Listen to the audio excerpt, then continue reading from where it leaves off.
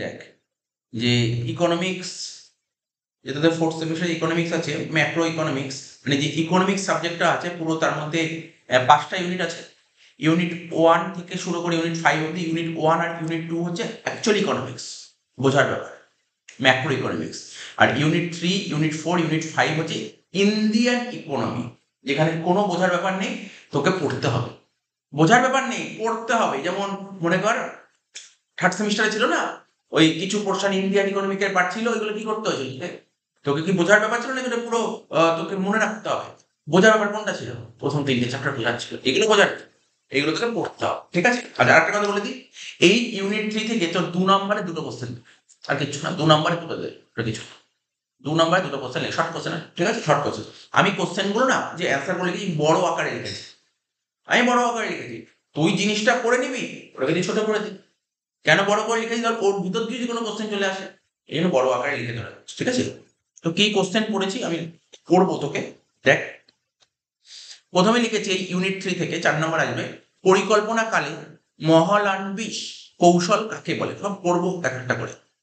2 নম্বর question লিখেছি আমদানি পরিবর্ততা কাকে বলে? আমি যেই যেই কোশ্চেন গুলো তোকে পড়াবো, এই 34টা কোশ্চেন তোকে পড়াবো, 34টা কোশ্চেন, ঠিক আছে? আমি সব পরে আজকে করাবো, ঠিক আছে? শর্ট কোশ্চেন তো, বেশি টাইম লাগবে না। গ্যাট ও ডব্লিউটিওর মধ্যে পার্থক্য। ডব্লিউটিওর ফুল ফর্ম জানিস তো? বিশ্ব বাণিজ্য সংস্থা, ওয়ার্ল্ড ট্রেড অর্গানাইজেশন, ঠিক আছে? হ্যাঁ, 11-এ ছিল সেকেন্ড সেমিস্টার। ওই কিছু কোশ্চেন। তারপর বলছে কোন পরিকল্পনায়, ভালো করে দেখ কোশ্চেনটা, খুব সুন্দর কোশ্চেন।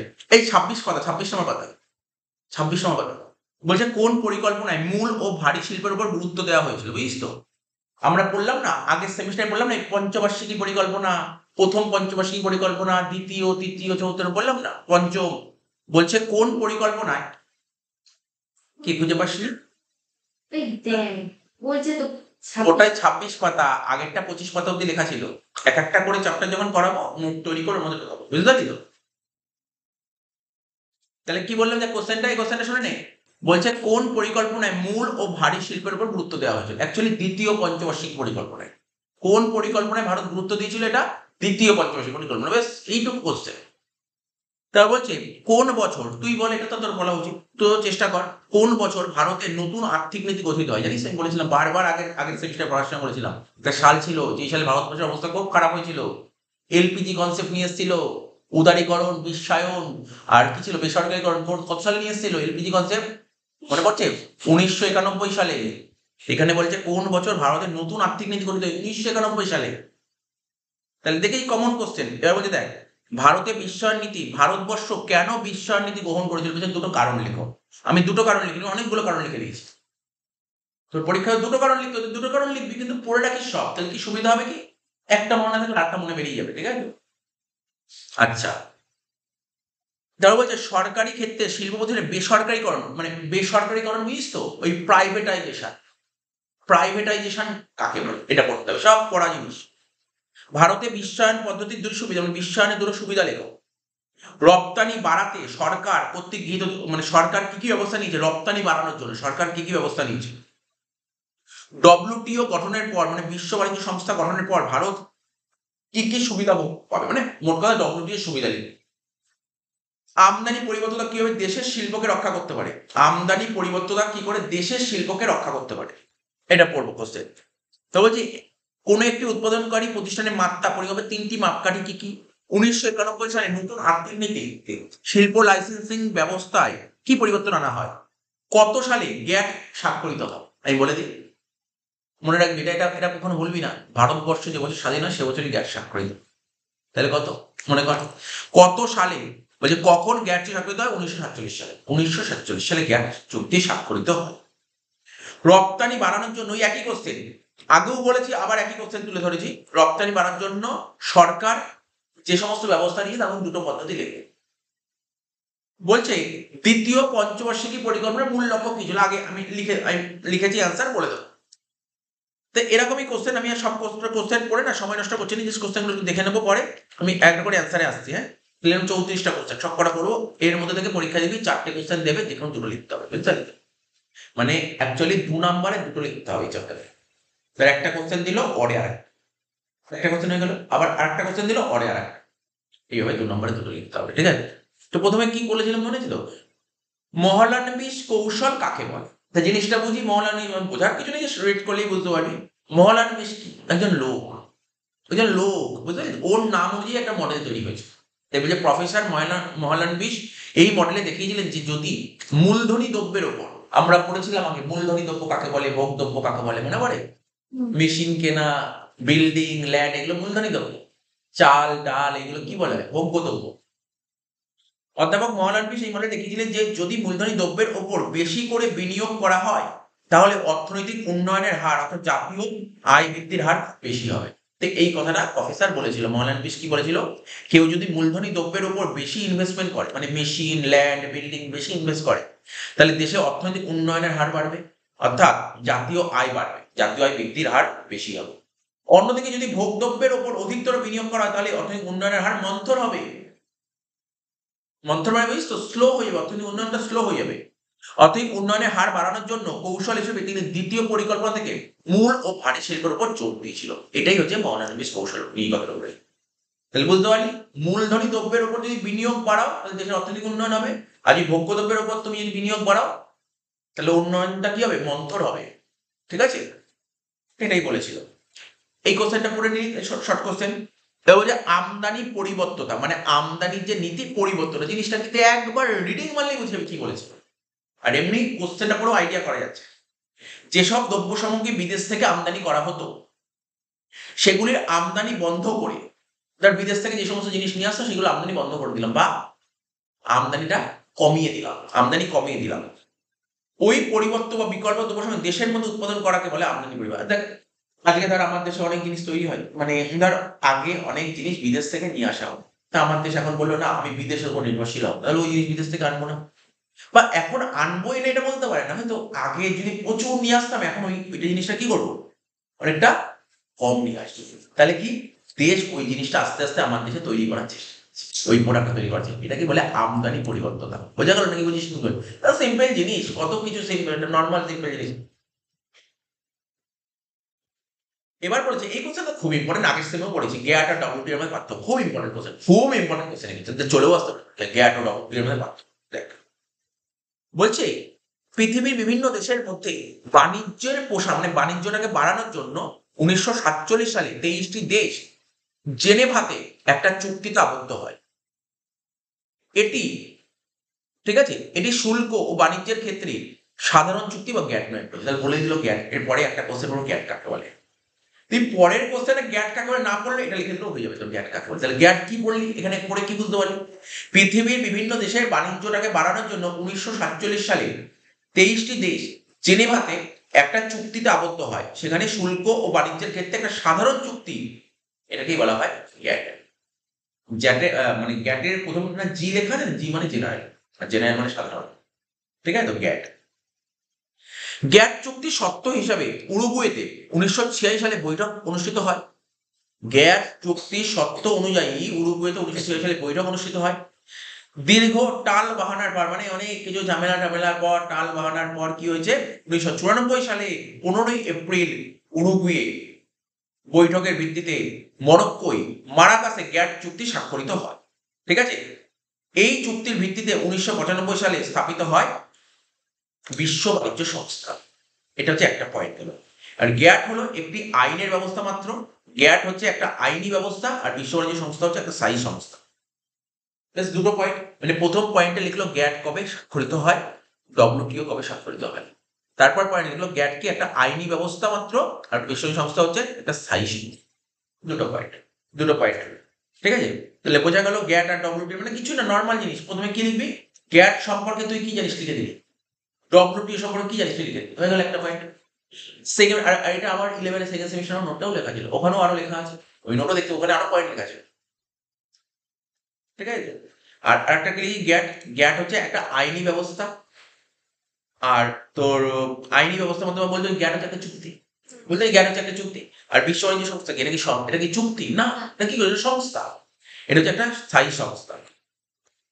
4 নম্বর কোশ্চেন, কিছুক্ষণ আগে কি বললাম, কোন পরিকল্পনায় মূল ও ভারী শিল্পের উপর গুরুত্ব দেওয়া হয়, এইমাত্র বলেছিলাম, বল মনে পড়ছে, দ্বিতীয় পঞ্চবার্ষিকী পরিকল্পনায়, তাই না, দ্বিতীয় পঞ্চবার্ষিকী পরিকল্পনা, ওটাই তো মহলানবিশ বলেছিল, ও তো এই কথাটাই বলেছিল।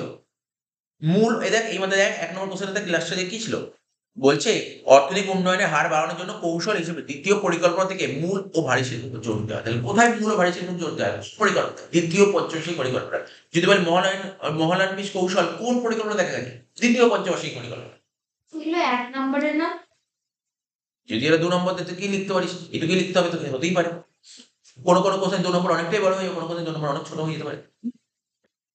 এবার দেখ 5 নম্বর, কোন বছর ভারতের নতুন আর্থিক নীতি গৃহীত হয়? 1991 সালে। 6 নম্বর কোশ্চেন, ভারত যে বিশ্বায়ন, এই আমি বলেছিলাম তো কথা বলেছিলাম এলপিজি, বলছে উদারীকরণ, বিশ্বায়ন আর বেসরকারীকরণ। ভারতবর্ষ বিশ্বায়ন নীতি গ্রহণ করেছিল, নিশ্চয়ই এর কিছু ফায়দা হয়তো ভেবেছিল এই ফায়দা হতে পারে। এমনি এমনি বিশ্বায়ন গ্রহণ করে নীতি, এই নীতি গ্রহণ করার ফলে নিশ্চয়ই ভারতের কিছু অনেক ভালো দিক আছে, কিছু ভালো হয়েছে আবার কিছু খারাপও হয়েছে।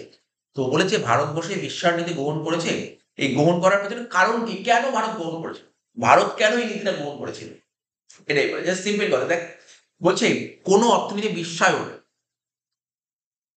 বা দ্বার উন্মুক্তকরণ, দ্বার উন্মুক্তকরণ মানে বুঝছো, দ্বার মানে কি দরজা, দরজা খুলে দেওয়া। বিশ্বায়ন মানে কি দেখ 1991 সাল মানে দেখ যদি বিশ্বায়ন দেশে না থাকে তাহলে বিদেশের লোক এই দেশে ব্যবসা বাণিজ্য করতে পারবে না। আর বিশ্বায়ন মানে কি দ্বার, দ্বার মানে কি দরজা, উন্মুক্তকরণ মানে কি খুলে দেওয়া, দরজা খুলে দিয়ে যে বিদেশের লোককে বলছে আসো আমার দেশে ব্যবসা করো, এটাকে বলে দ্বার উন্মুক্তকরণ। ঠিক আছে, তো কোন অর্থনীতি বিশ্বায়ন বা দ্বার উন্মুক্তকরণ বলতে সেই অর্থনীতির সঙ্গে বিশ্ব অর্থনীতির সংযুক্তিকরণ বোঝায়। ঠিক আছে, আমাদের সাথে বিশ্বের অর্থনীতির একটা সংযুক্তিকরণকে বোঝায় হচ্ছে, এটাই হচ্ছে তোর বিশ্বায়ন। ঠিক আছে, তো বিশ্বায়ন বুঝতে পারলে কি জিনিসটা কি বলছে, ভারতের অর্থনীতির প্রসঙ্গে বিশ্বায়ন বলতে মানে এই বলেছে না বিশ্বায়ন নীতি গ্রহণ করার পেছনে কি দুটি কারণ বলো। তো বলছে বিদেশি মূলধনের অবাধ প্রবেশ। ভারত এই বিশ্বায়ন নীতি গ্রহণ করার ফলে কি হয়েছে, ভারতবর্ষের সুবিধা কি হয়েছে ভাব, বিশ্বায়ন নীতি গ্রহণ করার পেছনে কারণ কি? আগে আমার ভারত থেকেই মূলধন জোগাড় হতো, এখন শুধু কি ভারত থেকে মূলধন জোগাড় হবে নাকি বিদেশ থেকেও প্রচুর টাকা হয়? ওই যে বিদেশি মূলধনের অবাধ প্রবেশ, কোনো বাধা নেই প্রবেশে। ভারতীয় কোম্পানিগুলিকে বিদেশি কোম্পানির সঙ্গে সহযোগিতা করে অনুমতি দেওয়া, মার্চ করে দেওয়া হচ্ছে ভারতীয় কোম্পানির সঙ্গে বিদেশি কোম্পানিকে, ভারতীয় কোম্পানিগুলিকে বিদেশি কোম্পানির সঙ্গে সহযোগিতা করতে অনুমতি দেওয়া। তো ভারতীয় কোম্পানির বিদেশে যৌথ উদ্যোগ স্থাপন করতে অনুমতি দেওয়া, আর আমদানির উদারীকরণ প্রভৃতিকে বোঝায়। তার মানে ভারতবর্ষ বিশ্বায়ন নীতি গ্রহণ করেছে পেছনে কারণ, দুটো কারণ লিখতে পারে, তাহলে কি বলতে হয়েছে, বিদেশি মূলধনের অবাধ প্রবেশ, আর কি বলতে হয়েছে তুই ভারতের কোম্পানি, ভারতীয় কোম্পানির বিদেশে যৌথ উদ্যোগ স্থাপন। মারুতি সুজুকি নাম শুনেছিস? মারুতি, মারুতি সুজুকি তো জাপানের কোম্পানি, আর মারুতি তো ভারতবর্ষের কোম্পানি, দুটোকে মার্চ। ঠিক আছে, তো মারুতি সুজুকি বলে না, মারুতি সুজুকি, মারুতি হচ্ছে ভারতবর্ষের আর সুজুকি হচ্ছে জাপানের, দুজন মিলে এটা যৌথ উদ্যোগ, এটাকে বলে যৌথ উদ্যোগ। তো তোরা তো পড়েছিস বিজনেস স্টাডিজে, এগুলো সব পড়ানো, এগুলো সব বিজনেস স্টাডিজে পড়ানো জিনিস। অ্যাকচুয়ালি চ্যাপ্টারটা বলতে পারি আমি মানে বিজনেস স্টাডিজেরই চ্যাপ্টার। 7 নম্বর বেসরকারীকরণ, বেসরকারীকরণকে ইংরেজিতে কি বলে, প্রাইভেটাইজেশন, নাম তো শুনেছি প্রাইভেটাইজেশন। প্রাইভেটাইজেশন বলতে কি বোঝায়, এমন বলছেন এখন সবকিছু প্রাইভেটাইজেশন, বেসরকারীকরণ হয়েছে, সরকারি থেকে এখন বেসরকারি দিকে ট্রান্সফার হয়েছে সব। সুবিধা আছে অসুবিধাও আছে। ঠিক আছে, তো দেখ বলছে কি বেসরকারীকরণ কাকে বলে ভালো করে একবার দেখে নে। জানা জিনিস, সব জানা জিনিস, তোদের যারা কমার্সের স্টুডেন্ট তারা সব জানা জিনিস। ঠিক আছে, তো জাস্ট একবার তোমার রিডিং মারলেই মনে পড়ে যাবে, জাস্ট রিভিশন করতে হচ্ছে এখানে। বেসরকারীকরণ বলতে কি বোঝায়, সরকারি মালিকানাধীন শিল্প বা সংস্থার মালিকানা ও ব্যবস্থাপনা ধাপে ধাপে বা সম্পূর্ণভাবে বেসরকারি ব্যক্তির হাতে তুলে দেওয়া। নেই আমাদের দেশে অনেক, যেমন দেখ এই যে বলছে ধর এলআইসি, নাম তো শুনেছি এলআইসি, সেই এলআইসি কিছু পার্সেন্ট বেসরকারীকরণ হয়ে গেছে, বেঁচে দিচ্ছে, শেয়ার আইপিও বেঁচে দিয়েছে। মানে এরকম অনেক কিছু কি হচ্ছে, আস্তে আস্তে অনেক বড় বড় সংস্থা ছিল সরকারের হাতে ছিল, সরকার ঠিক করে চালাতে পারছে না, সরকার বেসরকারের হাতে তুলে দিচ্ছে দেখে তো বেসরকারি, সরকারি জিনিস বেসরকারের হাতে তুলে দেবে। তো বলছে বেসরকারীকরণ বলতে বোঝায় সরকারি মালিকানাধীন শিল্প বা সরকারি মালিকানাধীন, মানে যে সমস্ত শিল্প সরকারের মালিক, সরকার মালিক ছিল। ঠিক আছে, বলছে সরকারি মালিকানাধীন শিল্প বা সংস্থার মালিকানা ও ব্যবস্থাপনা ধাপে ধাপে বা সম্পূর্ণভাবে বেসরকারি ব্যক্তির হাতে তুলে দেওয়া। আগে ধর একটা শিল্প ছিল যেটার উপর সরকার কন্ট্রোল ছিল, সরকার ঠিক করে চালাতে পারছে না, ও কি করছে ওটাকে হয় পুরোটা বেসরকার মানে প্রাইভেটের হাতে তুলে দিল, আর না হলে কিছুটা তুলেছে, এটাকেই বেসরকারীকরণ, বোঝা গেল বেসরকারীকরণ কাকে বলে। এর ফলে সরকারের পরিবর্তে বেসরকারি ক্ষেত্র ওই শিল্প প্রতিষ্ঠানের পরিষেবার মালিক ও পরিচালনাকারী হয়ে ওঠে। ঠিক আছে, এটাকে বলা হয় তোর বেসরকারিকরণ। ব্যাখ্যাটা কি দেখ, উদাহরণ সমেত দিয়েছে, হয়তো নিশ্চয়ই বুঝতে পারবে, এখানে উদাহরণগুলো দেওয়া হয়েছে। 1991 সালে অর্থনৈতিক উদারীকরণ নীতির অংশ হিসেবে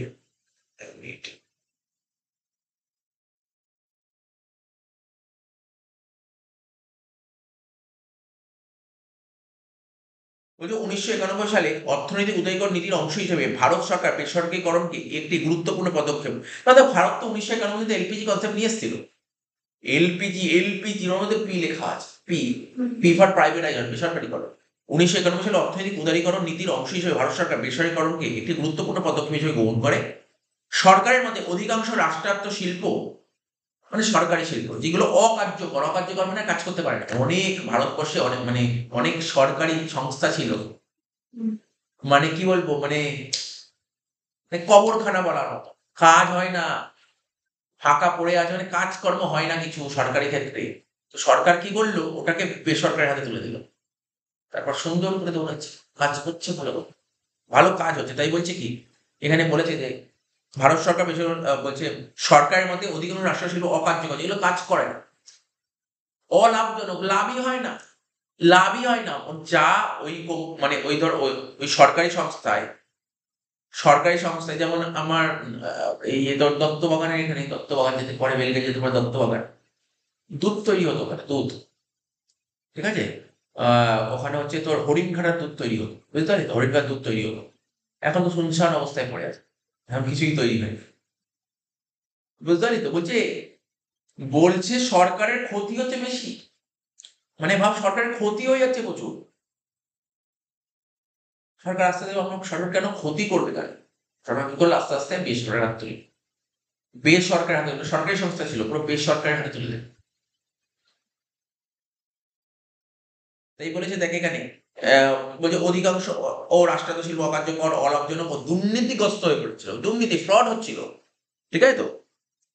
এই পরিপ্রেক্ষিতে সরকারের আর্থিক দায় কমানো, দক্ষ ব্যবস্থাপনা আনা এবং প্রতিযোগিতামূলক বাজার ব্যবস্থা গড়ে তোলার পক্ষে বেসরকারি পথ, মানে সরকার বললো এটাকে বাঁচাতে গেলে কি করতে হবে, বেসরকারি হাতে তুলে দেওয়া, ঠিক আছে। এটাই হচ্ছে বেসরকারি, বুঝতে পারছি গল্পটা, বুঝি বেসরকারি জিনিসটা কি। যে কোনো জিনিস আর আস্তে আস্তে আমাদের দেশ সব বেসরকারিকরণ করে দেবে, যখন চালাতে পারবে না তখন তো বেসরকারিকরণ করে দেবে, বুঝতে পারছি। এই যে আজকে তুই ভাব, আজকে রেলের ভাড়া কত আছে, তুই এখান থেকে তুই চলে যা, তুই বনগা চলে যা, 15 টাকা ভাড়া। এটা কেন 15 টাকা ভাড়া, সরকারি হাতে আছে। এটাই যখন বেসরকারি চলে যাবে, এই 15 টাকায় হয়ে যাবে 150 টাকা। ব্যাপারটা বুঝতে পারলি কি বললাম। তখন এখন 15 টাকায় যেই সেবা দিতে পারছে না, ওই 150 টাকা সেই লেভেলের সেবা দেবে। আমার কথাটা বুঝতে পারছিস তো কি বলছি। বেসরকারিকরণ বিভিন্ন ভাবে হতে পারে, সম্পূর্ণ বিক্রি করে দিতে পারে, কিছুটা বিক্রি করে দিতে পারে। তো দেখ, সম্পূর্ণ বিক্রি কি, কোন রাষ্ট্রায়ত্ত সংস্থার সম্পূর্ণ অংশ বেসরকারি কোম্পানি হাতে তুলে দিতে পারে।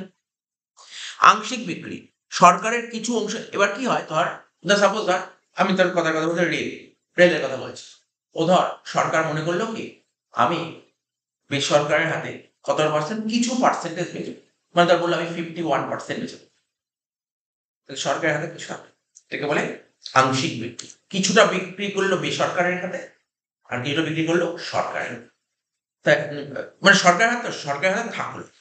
বলছে সরকারের কিছু অংশীদারিত্ব বেসরকারি হাতে বিক্রি করা হয়।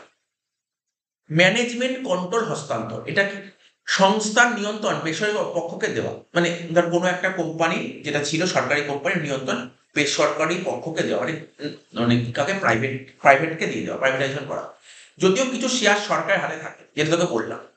বেসরকারীকরণ সাধারণত শিল্প, ব্যাংক, বীমা পরিষেবা ক্ষেত্র, বিমান পরিবহন ইত্যাদি বেশি দেখা যায়। তাহলে বেসরকারীকরণ কোথায় দেখা যায়, শিল্পে দেখা যায়, ব্যাংকে দেখা যায়, ব্যাংকে বেসরকারীকরণ দেখা যায়, বিমায় দেখা যায় মানে ইন্স্যুরেন্স, ঠিক আছে তো, পরিষেবা ক্ষেত্র মানে যেখানে সার্ভিস সেক্টর, আর কি বিমান, ঠিক আছে, এয়ার মানে এরোপ্লেন যেটাকে বলে, ঠিক আছে তো, ইত্যাদি বেশি দেখা যায়। যেমন ভারতের ক্ষেত্রে ব্যালকো, ব্যালকো, এয়ার ইন্ডিয়া, ভিএসএনএল, ঠিক আছে তো, ইত্যাদি সংস্থার বেসরকারীকরণ হয়েছে। মানে কার বেসরকারীকরণ হয়েছে দেখ, এয়ার ইন্ডিয়ার বেসরকারীকরণ হয়েছে, ভিএসএনএল বিদেশ সঞ্চাল, ঠিক আছে, ভিএসএনএল আর হচ্ছে তোর ভ্যালকো, ঠিক আছে, এদের প্রাইভেটাইজেশন হয়েছে। প্রাইভেটাইজেশনের উদ্দেশ্যটা কি ছিল? রাষ্ট্রায়ত্ত খাতের দায়ভার কমানো, মানে সরকারের প্রচুর দায়িত্ব বেড়ে যাচ্ছিল, ওই দায়ভারটা কমিয়ে দেওয়া। দক্ষতা বৃদ্ধি করা, ঠিক আছে, এর উদ্দেশ্য কি? দক্ষতা বৃদ্ধি করা, বাজারের প্রতিযোগিতা বাড়ানো, মানে কম্পিটিশন বাড়ানো, মার্কেট, অর্থনৈতিক বৃদ্ধির গতি ত্বরান্বিত করা। তবে এর কিছু সমালোচনাও হয়েছে, যেমন কর্মচারীদের নিরাপত্তাহীনতা। আগে যে সমস্ত কর্মচারী কাজ করতো, নিরাপত্তা মানে সিকিউরিটি খুব অভাব বোধ করে। আগে যেখানে সরকারি সংস্থায় ধর সকাল 10টা থেকে 5টা ডিউটি, অর্ধেক লোক কাজেই যেত না, অর্ধেক লোক কাজেই যেত না, মাইনা পেয়ে যেত সরকারি সংস্থা। বা কাজে গেল 10টায় ডিউটি, ঢুকছে 1টায়, 2টো 3টে বেরিয়ে যাচ্ছে, কে কি দেখা? এটা প্রাইভেটে এটা করতে পারবে? না। প্রাইভেটে করতে পারবে? করতে পারবে না। সরকারি সংস্থা করতে পারবে। তাহলে ব্যাপারটা বোঝ, তাহলে ব্যাপারটা বোঝ, কর্মচারীদের নিরাপত্তা, সামাজিক বৈষম্য বৃদ্ধি ও গুরুত্বপূর্ণ পরিষেবার মূল্য বৃদ্ধি। তাই বেসরকারীকরণের সাম্যতা ও জনস্বার্থ রক্ষা করা জরুরি। তাহলে এখানে তোর পরীক্ষা এত বড় দেবে না, আমি তোকে জিনিসটা সম্পর্কে ডিটেলসটা পুরো জানিয়ে দিলাম, তাহলে তোর ব্যাপারটা মাথার মধ্যে ঢুকলো। তোর পরীক্ষা যদি বলে বেসরকারীকরণ কাকে বলে, তুই লিখে দিবি 2 লাইন, 2 লাইন লিখে দিবি বেসরকারীকরণ কাকে বলে, ব্যাস, এর চেয়ে বেশি লিখতে হবে না। ভারতে বিশ্বায়ন পদ্ধতি, ভারতবর্ষ যে বিশ্বায়ন পদ্ধতি নিয়েছে, এর পেছনে নিশ্চয়ই কিছু সুবিধা আছে। ভারত তো এমনি এমনি বিশ্বায়ন পদ্ধতি অ্যাডাপ্ট করেনি, এর কিছু সুবিধা আছে। কি কি সুবিধা? বলছে 1991 সাল থেকে যে বিশ্বায়ন প্রক্রিয়া শুরু হয়েছে, তার কয়েকটি সুফল পাওয়া গেছে বলে ভারত সরকার দাবি করেছে। সেই সুফলগুলি আলোচনা করব। দেখ, তোকে পরীক্ষায় 2 নাম্বার 2টো পয়েন্টে লিখতে হবে, তার মধ্যে যে 2টো পয়েন্ট তোর কাছে ইজি লাগবে সেই 2টো পয়েন্ট লিখ। প্রথমে কি, 1991 সালে বৈদেশিক মুদ্রার তহবিল যেরকম অবস্থায় পৌঁছেছিল, বৈদেশিক মুদ্রা মানে বুঝলি ফরেন কারেন্সি, যেটা যে রকম অবস্থায় পৌঁছেছিল, তার থেকে তহবিল অনেক পরিমাণে বৃদ্ধি পেয়েছে। 2021 সালের 26শে নভেম্বর ভারতের বৈদেশিক মুদ্রার তহবিল মানে ফরেন এক্সচেঞ্জ রিজার্ভ, মানে ফরেক্স যাকে বলি, ফরেক্স কত ছিল? দেখ, লেখা আছে 6,37,687 মিলিয়ন মার্কিন ডলার। এক্ষেত্রে ভারতের ক্রম ছিল, মানে সিকুয়েন্স মানে পর্যায়ক্রম, ঠিক আছে তো, 194টি দেশের মধ্যে চতুর্থ ছিল, ভারত তখন 4-এ ছিল। ভারতের আগের 3টি দেশ হলো চীন, জাপান ও সুইজারল্যান্ড। তাহলে বিশ্বায়ন পদ্ধতি গ্রহণ করার কিছু সুবিধা হয়েছে। কি সুবিধা? প্রথম পয়েন্টটা, 1991 সালে ভারতবর্ষে বৈদেশিক মুদ্রার তহবিল মানে ফরেক্স যেই অবস্থায় ছিল, তা এখন অনেক বেড়েছে। 1991 সালে ভারতে ফরেক্স যা ছিল, এখন তার তুলনায় অনেক বৃদ্ধি পেয়েছে। ঠিক আছে, তো লিখেছে যে এবার বলছে 2021 সালের ডেটা, লাস্ট ডেটা কি আছে এখানে, 2021 সালের ডেটা দিয়েছে। 2021 সালে ভারতবর্ষের ফরেক্স কি ছিল? এত মিলিয়ন মার্কিন ডলার, ঠিক আছে তো, 6,37,687 মার্কিন ডলার। এক্ষেত্রে ভারতের কম ছিল, তখন ভারতের কম ছিল কি, 194টি দেশের মধ্যে 4 নম্বর। ভারতের আগে 3টে দেশ ছিল, কি কি? চীন, জাপান, সুইজারল্যান্ড। প্রথম পয়েন্ট। 2 নম্বর পয়েন্টটা কি? ডেটা, তোকে পড়তে হবে। 2 নম্বর পয়েন্ট, বিনিময় হার পরিবর্তনশীল বা নমনীয় করার ফলে রপ্তানিকারীরা রপ্তানি বৃদ্ধি করেছে। বিনিময় হার আমরা আগের সেমিস্টারে পড়েছিলাম, 3rd সেমিস্টারে, স্থির বিনিময় হার, নমনীয় বিনিময় হার, ঠিক আছে, fixed exchange rate, flexible exchange rate. বলছে বিনিময় হার পরিবর্তনশীল করার ফলে, মানে পরিবর্তনশীল করার ফলে বা নমনীয় করার ফলে রপ্তানিকারী যারা রপ্তানি করে তারা রপ্তানি বৃদ্ধি করেছে পরিবর্তনশীল করার ফলে। যদিও আমদানি বেড়েছে, কিন্তু বৈদেশিক মুদ্রার তহবিলও বেড়েছে। 3 নম্বর পয়েন্ট, অনেকে আশঙ্কা প্রকাশ করেছিলেন যে বিশ্বায়ন এবং আমদানির উদারীকরণ করার ফলে, মানে অনেকে ডাউট, মানে একটা মনের মধ্যে একটা ভয় ছিল, আশঙ্কা করেছিল। কি আশঙ্কা করেছিল? যে তোর বিশ্বায়ন এবং উদারীকরণ করার ফলে আমদানি বেশি বৃদ্ধি পাবে। বলছে তুমি যদি বিশ্বায়ন করো এবং উদারীকরণ করো, সেই সময় একটা চিন্তা ভাবনা হয়েছিল যে তাহলে কি হবে, দেশে আমদানি বেশি হবে, ঠিক আছে, আমদানি বৃদ্ধি হবে। এবার প্র্যাকটিক্যাল কথা যদি ভাবি না, আমদানি, একটা দেশ কখন উন্নতি করবে জানিস অর্থনৈতিক দিক থেকে? সে যদি রপ্তানি করবে। আমদানি করলে কিন্তু সে দেশ উন্নত হয় না। আমদানি করা মানে কি, আমার দেশের কারেন্সি সেই দেশে চলে যাচ্ছে, আর রপ্তানি করা মানে কি, ওই দেশের কারেন্সি আমার দেশে ঢুকছে, ঠিক আছে, সেই দেশ এখানে চলবে না, ফরেক্স দিয়ে এক্সচেঞ্জ অফিসে দিয়ে ভাঙিয়ে নেবে। এগুলো পড়িয়েছিলাম আগের সেমিস্টারে, পড়িয়েছিলাম, ছবি এঁকে এঁকে বুঝিয়েছিলাম। তো বলছে কি, অনেকে এটা হয়েছিল, অর্থনীতির ভিত্তি দুর্বল হয়ে পড়বে, অর্থনীতির ভিত্তি দুর্বল হয়ে পড়বে। মানে অনেকে ভেবেছিল এই যে তুমি যে বিশ্বায়ন আর উদারীকরণটা অ্যাডাপ্ট করছো, এটা অ্যাডাপ্ট করার ফলে আমদানি প্রচুর হবে, প্রচুর আমদানি করবে। আর এই আমদানির নীতি যত আমদানি হবে দেশ তত অর্থনৈতিক দিক থেকে দুর্বল হয়ে যাবে।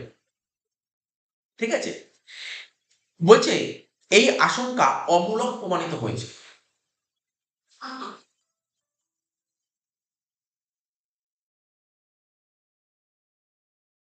আশির দশকে আমদানির 60% মেটানো সম্ভবত রপ্তানির সাহায্য। ঠিক আছে, আশির দশকে যে ভারতবর্ষ যে আমদানি করতো না, তা 60% মেটানো হতো। 60% মেটানো হতো, যত টাকা আমদানি, যত টাকার মাল আমদানি করা হতো 60% মেটানো হতো রপ্তানি দিয়ে, রপ্তানির সাহায্যে। কিন্তু এখন আমদানি 90% মেটানো হচ্ছে রপ্তানির সাহায্যে। বল ওই নীতি অ্যাডাপ্ট করাটা ভালো, ভারতের জন্য ভালো হয়েছে না খারাপ? সিম্পল ব্যাপারটা বলতে পারলো, 1980-র দশকে উদারীকরণ নীতি নিয়ে এসছে কবে? উদারীকরণ বিশ্বায়ন নীতি এসছে কবে? 91 সালে। 80-র দশকে ভারত বিদেশ থেকে যা যা আমদানি করতো সেই আমদানির টাকাটা মেটাতে হতো রপ্তানির সাহায্যে মেটাতে। কত পার্সেন্ট টাকা মেটাচ্ছে? 60% মেটাতে পারতো। এখন ওই রপ্তানির সাহায্যে ভারত 90% মেটাতে পারছে। তো অবশ্যই ভালো হয়েছে, অবশ্যই ভালো হয়ে গেছে। ঠিক আছে, তো কাজেই উদারীকরণের মাধ্যমে দেশের স্বনির্ভরতা বৃদ্ধি পেয়েছে।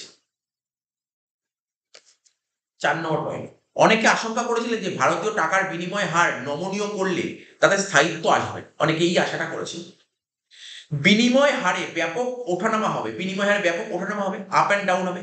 সেই আশঙ্কা সত্য, কারণ ভারতীয় টাকাকে চলতি খাতের লেনদেন দিতে আগের সেমিস্টার পড়ে, থার্ড সেমিস্টার কমপ্লিট করে চলতি খাত, মূলধনী খাত সব করানো ছিল। ভারতীয় টাকাকে চলতি খাতে লেনদেনের জন্য রূপান্তরযোগ্য করা হলো, বিনিময় হারে মোটামুটি বজায় রয়েছে। লাস্ট পয়েন্ট, 5 নম্বর পয়েন্টটা পড়ছি, তার আগে 6 নম্বর পয়েন্টটাতে দেখে নে।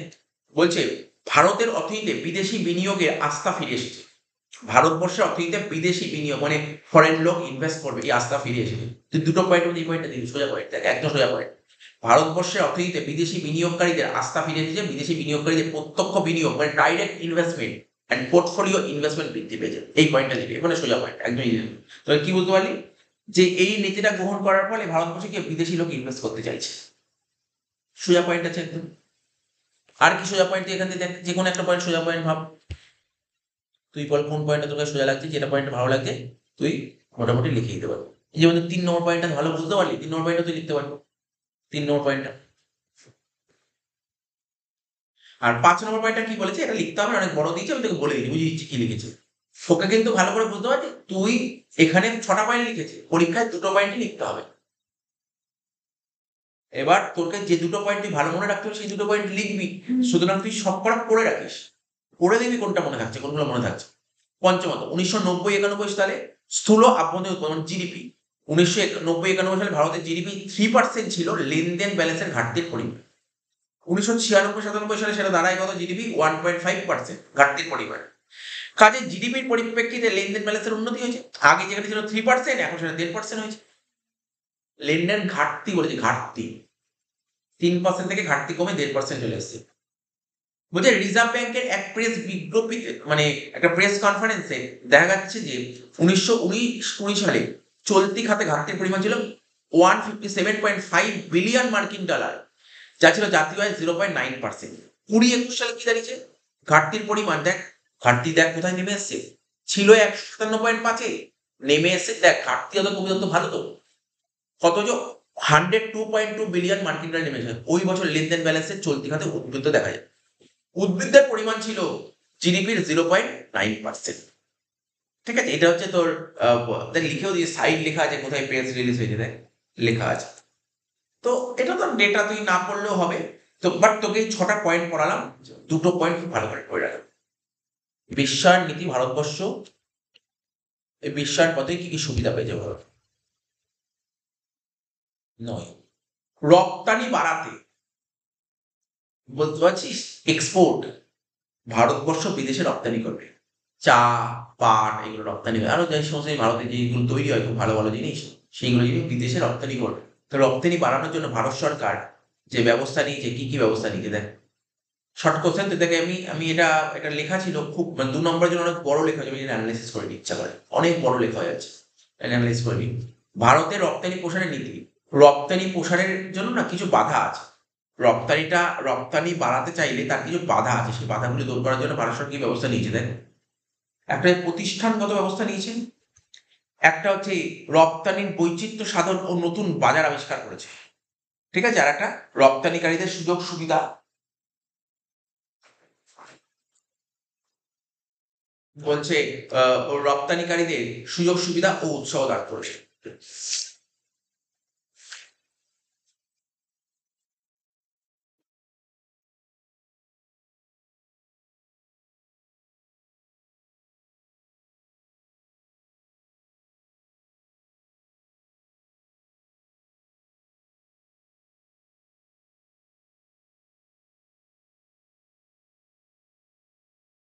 এবার কি বলে দেখ, বলেছে ডব্লিউটিও গঠনের পর ভারত যে সুবিধাগুলি ভোগ করবে তার দুটি উল্লেখ করো, মানে বিশ্ব বাণিজ্য সংস্থার সুবিধা লিখতে বলেছে। ডব্লিউটিওর সুবিধা লিখতে বলেছে। প্রথম পয়েন্ট কি, উন্নত দেশগুলোতে কৃষিজাত দ্রব্যের আমদানির উপর নিয়ন্ত্রণ শিথিল করার ফলে ভারতে কৃষিজাত দ্রব্যের রপ্তানি বাড়বে। বলছে উন্নত দেশগুলোতে কৃষিজাত দ্রব্যের আমদানির উপর নিয়ন্ত্রণ শিথিল করাতে, ঠিক আছে, ভারতে কৃষিজাত দ্রব্যের রপ্তানি বাড়বে। দ্বিতীয়ত, কৃষিভিত্তিক শিল্প দ্রব্যের রপ্তানিও বাড়বে। কৃষিভিত্তিক শিল্প দ্রব্য, ঠিক আছে, রপ্তানিও বাড়বে। এইসব দ্রব্যের উৎপাদনে আমদানি করা কাঁচামাল কিছুই লাগে না, কাজেই এদের উৎপাদন ও রপ্তানি সহজেই বাড়ানো সম্ভব হবে। তৃতীয়ত, উন্নত দেশগুলোতে সুতি বস্ত্রের আমদানির উপর নিয়ন্ত্রণ বাতিল হলে ভারতের সুতি বস্ত্র শিল্প লাভবান হবে এবং সুতি বস্ত্রের রপ্তানি বাড়বে। মানে ভারতবর্ষের সুতি বস্ত্র জিনিসগুলো, সুতির জিনিসগুলো বিদেশের মাটিতে যাবে। চৌদ্দত, সেবা কার্যের আমদানি রপ্তানি উদারীকরণ করা হলে, ঠিক আছে, ভারত বিদেশের সেবা মানে লেবার সার্ভিস রপ্তানি করতে পারবে, ঠিক আছে, আবার ব্যাংকিং বীমা প্রভৃতি পরিষেবা রপ্তানি করতে পারবে। মানে সেবা কার্যের আমদানি রপ্তানি উদারীকরণ করা হলে, সেবা মানে সার্ভিসের যদি আমদানি রপ্তানি, সার্ভিসের আমদানি রপ্তানি, সার্ভিস নিয়ে আসা আবার সার্ভিস দেওয়া। ভারতবর্ষের সার্ভিস কি, ভারতবর্ষের প্রচুর লেবার বিদেশে কাজ করে, তাই বলছে সেবা কাজে আমদানি রপ্তানি উদারীকরণ করা হলে ভারত বিদেশে সেবা রপ্তানি করতে পারবে, আবার ব্যাংকিং বীমা প্রভৃতি পরিষেবা রপ্তানি করতে পারবে। পঞ্চমত, বিদেশি বিনিয়োগের উপর নিয়ন্ত্রণ শিথিল করা হলে এবং স্বদেশি বিনিয়োগ ও বিদেশি বিনিয়োগের মধ্যে একটা বিভেদমূলক আচরণ করা না হলে ভারতে বিদেশি বিনিয়োগ বাড়বে। এর ফলে দেশের অর্থনৈতিক উন্নয়নের প্রক্রিয়াটি লাভবান হবে। ঠিক আছে, এই জন্য নেক্সট দেখ 11 নম্বর কোশ্চেনটা কি বলেছে, আমদানি পরিবর্তনতা কিভাবে দেশের, আমি প্রথমে পড়াইছিলাম না আমদানি পরিবর্তনতা কাকে বলে, কিছুক্ষণ আগে পড়ালাম আমদানি পরিবর্তনতা কাকে বলে, এবং যে ওই আমদানি পরিবর্তনতা কি করে দেশের শিল্পকে রক্ষা করতে পারে। আমদানি পরিবর্তনতা, ওই আমদানি পরিবর্তন হলে আমি কি বলেছিলাম, ওই বিদেশ থেকে মাল নেবই না বা কম নেব, এটাকে আমদানি পরিবর্তনতা বলে। আর এটা হলে এটা কি করে দেশের শিল্পকে বাঁচিয়ে দিতে পারে, অবশ্যই দেশের শিল্পকে বাঁচাবে। তাহলে বলছে আমদানি প্রতিস্থাপনের মাধ্যমে দেশীয় শিল্পকে সুরক্ষা দেওয়া যায়, যেখানে সরকার দেশীয়ভাবে উৎপাদিত পণ্যকে বিদেশের প্রতিযোগীর হাত থেকে রক্ষা করে। এটি করার জন্য সরকার দেশীয় শিল্পকে আর্থিক প্রণোদনা, মানে আর্থিক সাহায্য, শুল্ক ও কোটার মতো নীতিগত সহায়তা প্রদান করে, যাতে স্থানীয় উৎপাদকরা উন্নতি করতে পারে এবং প্রযুক্তির বিকাশ ঘটাতে পারে।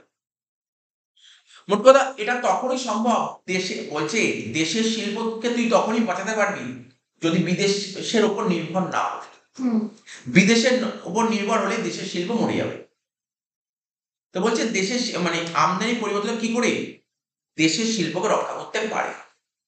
বলছে দেশীয় শিল্পকে সুরক্ষা, প্রথমে হচ্ছে বিদেশি পণ্যের উপর শুল্ক। বলছে আমদানি করা পণ্যের উপর শুল্ক আরোপ করে তাদের দাম বাড়িয়ে দেওয়া হয়, এর ফলে দেশীয় পণ্যগুলো দেশীয় বাজারে আরো প্রতিযোগিতামূলক। বিদেশ থেকে তার একটা ইম্পোর্টেড পেন, বিদেশ থেকে একটা পেন নিয়ে আসা হচ্ছে, ওই পেনটা তার আমার দেশেও তৈরি হচ্ছে। সাপোজ আমি উদাহরণ দিচ্ছি, ওই পেনটা তার আমার দেশেও তৈরি হচ্ছে, আমার দেশে পেনটা ধর 100 টাকায় বিক্রি হচ্ছে, বিদেশ থেকে ধর ওই পেনটার দাম পড়ছে 70 টাকা। তা সবাই তো বিদেশ থেকে নেবে, সরকার মাঝখানে চলে আসবে। সরকার চায় না বিদেশ থেকে কেউ ওই পেনটা কিনবো, তাহলে সরকার কি করবে, ওর উপর একটা শুল্ক বসিয়ে দেবে। 70 ছিল, চলো আরো 40 টাকা শুল্ক বসিয়ে দিলাম, কত হয়ে গেল দাম, 110। তাহলে তুই কোথা থেকে নেবে, দেশ থেকে নেবে না বিদেশ থেকে নেবে, সরকার এগিয়ে। তাই বলেছে দেখ, আমদানি করা পণ্যের উপর শুল্ক আরোপ করে তাদের দাম বাড়িয়ে দেওয়া হয়, এর ফলে দেশীয় পণ্যগুলি দেশীয় বাজারে আরো প্রতিযোগিতামূলক হয়ে উঠবে। বুঝতে পারলি, এইভাবে শুল্ক বাড়ে। কোটা, নির্দিষ্ট কিছু পণ্যের আমদানির পরিমাণ সীমিত করে দেওয়া হয়। নির্দিষ্ট কিছু পণ্যের মানে বলেছে এই পণ্যের আমদানি তুমি বেশি করতে হবে, সীমিত লিমিটেড আমদানি করতে হবে, লিমিটেড, খুব বেশি আমদানি করা যাবে না, এই প্রোডাক্টটা তুমি এতটাই আমদানি করতে হবে, লিমিট বেঁধে দিই, কোটা। এটাও পড়েছিলাম সেকেন্ড সেমিস্টারে, কোটা, যা দেশীয় উৎপাদকের একটা নির্দিষ্ট বাজার শেয়ার ধরে রাখতে সাহায্য করে। ঠিক আছে। তারপর আর্থিক প্রণোদনা, সরকার দেশীয় উৎপাদকদের ভর্তুকি মানে বুঝছো, সাবসিডি, নাম শুনেছি সাবসিডি, কর ছাড়, যারা দেশে উৎপাদন করে তাদের তুমি প্রোডাক্ট তৈরি করো, আমাকে সাবসিডি দেবো, তোমার থেকে ট্যাক্স কম নেবো, ঠিক আছে তো, এবং অন্যান্য আর্থিক সুবিধা প্রদান করে। এটি দেশীয় শিল্পকে টিকে থাকতে এবং গবেষণা উন্নয়নে বিনিয়োগ করতে সাহায্য করে। লাইসেন্সিং নীতি, আমদানির জন্য লাইসেন্সিং প্রক্রিয়াকে আরো কঠোর করা যেতে পারে, ঠিক আছে, যা দেশীয় শিল্পকে সুরক্ষার জন্য একটা নিয়ন্ত্রণমূলক ব্যবস্থা হিসেবে কাজ করে। নির্ভরতা কমানো, এই নীতি দেশীয় অর্থনীতির উপর বিদেশি পণ্যের উপর নির্ভরতা কমায় এবং দেশীয় উৎপাদনকে উৎসাহিত করে, যা দীর্ঘমেয়াদী অর্থনৈতিক সুবিধার জন্য গুরুত্বপূর্ণ। প্রযুক্তি স্থানান্তর, টেকনোলজি ট্রান্সফার, বিদেশি অংশীদারদের সঙ্গে যৌথ উদ্যোগের মাধ্যমে অত্যাধুনিক প্রযুক্তি দেশের স্থানান্তর করার সুযোগ সৃষ্টি হয়। এখানে দুটো পয়েন্ট মনে রাখতে হবে, দুটো পয়েন্ট, অনেক পয়েন্ট সোজা পয়েন্ট আছে, অনেক পয়েন্ট সোজা আছে তোর কাছে। হ্যাঁ হ্যাঁ ঠিক আছে, সবই সোজা, তুই কিভাবে নিচ্ছিস সেটাকে ডিপেন্ড করে। বলতে পারো না, কোনো একটি উৎপাদনকারী প্রতিষ্ঠানের পরিমাপে তিনটি মাপকাঠি কি কি? তিনটি মাপকাঠিতে কি কি আছে? একটা উৎপাদনের উপকরণের পরিমাণ, একটা উৎপাদিত পণ্যের পরিমাণ, আর একটা প্রতিষ্ঠানের আকার বা পুঁজি। কি বললাম? একটা উৎপাদনের উপকরণের পরিমাণ, একটা হচ্ছে পণ্যের পরিমাণ, আর একটা প্রতিষ্ঠানের আকার বা উৎপাদন উপকরণের পরিমাণ কি? এই মাপকাঠিতে একটি প্রতিষ্ঠান কি পরিমাণ উপকরণ ব্যবহার করছে তা পরিমাপ করা হয়েছে। এর মধ্যে রয়েছে শ্রমিক, কাঁচামাল, মূলধন, যন্ত্রপাতির সংখ্যা ও পরিমাণ। উৎপাদিত পণ্যের পরিমাণ, একটি নির্দিষ্ট সময়কালে প্রতিষ্ঠানটি মোট কত পরিমাণ পণ্য উৎপাদন করছে তা এই মাপকাঠির মাধ্যমে নির্ধারণ করা হয়। প্রতিষ্ঠানের আকার বা পুঁজি, প্রতিষ্ঠানের মোট মূলধন, কারখানার আয়তন, সম্পদের পরিমাণ দিয়েও তার মাত্রা করবে।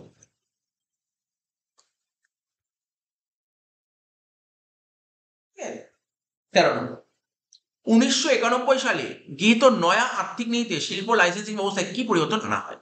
1991 সালে যে নতুন আর্থিক নীতি ছিল, মানে শিল্প লাইসেন্সিং ব্যবস্থায় কি পরিবর্তন আনা হয়েছে? শিল্পের লাইসেন্স, মানে নতুন শিল্পনীতি অনুযায়ী মাত্র 18টি শিল্পের ক্ষেত্রেই লাইসেন্সের প্রয়োজন হবে। 18টা শিল্পের ক্ষেত্রে লাইসেন্সের প্রয়োজন হবে, অন্য কোনো শিল্পের ক্ষেত্রে লাইসেন্স নেওয়ার প্রয়োজন হবে না। এছাড়া শুধুমাত্র 8টি শিল্পকে সরকারি ক্ষেত্রের জন্য সংরক্ষিত রাখা হয়েছে। এই 8টি শিল্প হলো প্রতিরক্ষার জন্য অস্ত্রশস্ত্র উৎপাদন, আণবিক শক্তি, কয়লা, লিগনাইট, খনিজ তেল, আকরিক লোহা, ম্যাঙ্গানিজ, ক্রোম, জিপসাম, গন্ধক, সোনা, হীরা উৎপাদন, তামা, সীসা, দস্তা, টিন প্রভৃতির উৎপাদন। আণবিক শক্তি উৎপাদনের জন্য প্রয়োজনীয় খনিজ সামগ্রী ও রেল পরিবহন। আবার যে 18টি শিল্পের ক্ষেত্রে লাইসেন্স গ্রহণ করা আবশ্যিক বলে ঘোষণা করা হয়েছে, কোনো ক্ষুদ্র সংস্থা যদি এই 18টি শিল্পের অন্তর্গত কোনো শিল্পদ্রব্য উৎপাদন করতে চায় তাহলে সেই ক্ষুদ্র শিল্পের লাইসেন্সের প্রয়োজন হবে না। তো বলছি যে লাইসেন্স নীতি কিভাবে পরিবর্তন করা হচ্ছে, থরলি তোকে পড়ে নিতে হবে জিনিসগুলো। বলছে কখন গ্যাট চুক্তি স্বাক্ষরিত হয়? 1947 সালে, ঠিক আছে, আগেই বলেছি। বলছে দ্বিতীয় পঞ্চবার্ষিক পরিকল্পনার উদ্দেশ্য মানে লক্ষ্য বা উদ্দেশ্য কি ছিল? দেখেন কি ছিল, ভারী শিল্প গড়ে তোলা। আগে লিখেছিলাম না, মহলানবিশ মডেলে লিখলাম, সবার লাস্ট লিখলাম ভারী শিল্প গড়ে তোলা। সরকারি খাতের প্রসার ও পরিকল্পিত শিল্প বিকাশ, কুটির ও ক্ষুদ্র শিল্পকে সমর্থন করা, আমদানি নির্ভরতা কমিয়ে স্বনির্ভর অর্থনীতির দিকে অগ্রসর হওয়া। এই পরিকল্পনার মাধ্যমে ভারত নির্মাণ শিল্প, যন্ত্রপাতি শিল্প ও সার্বিক শিল্প কাঠামোর ভিত্তি স্থাপন। ঠিক আছে, এই যে ব্যাপারটা করে নিতে হবে। 17টা, এটা অনেক বড় করে লিখেছি, যায় আসে না কিছু, তুই একবার লিখলেই হবে। বলছে কি 1991 সালে শিল্প উদারীকরণের দুটি বৈশিষ্ট্য, শিল্প উদারীকরণের দুটি বৈশিষ্ট্য। হ্যাঁ বল, উদারীকরণের বৈশিষ্ট্য আগে পড়েছিলাম, কত নম্বর কোশ্চেন এটা? আমার মনে হচ্ছে পড়েছিলাম, বেসরকারীকরণ করে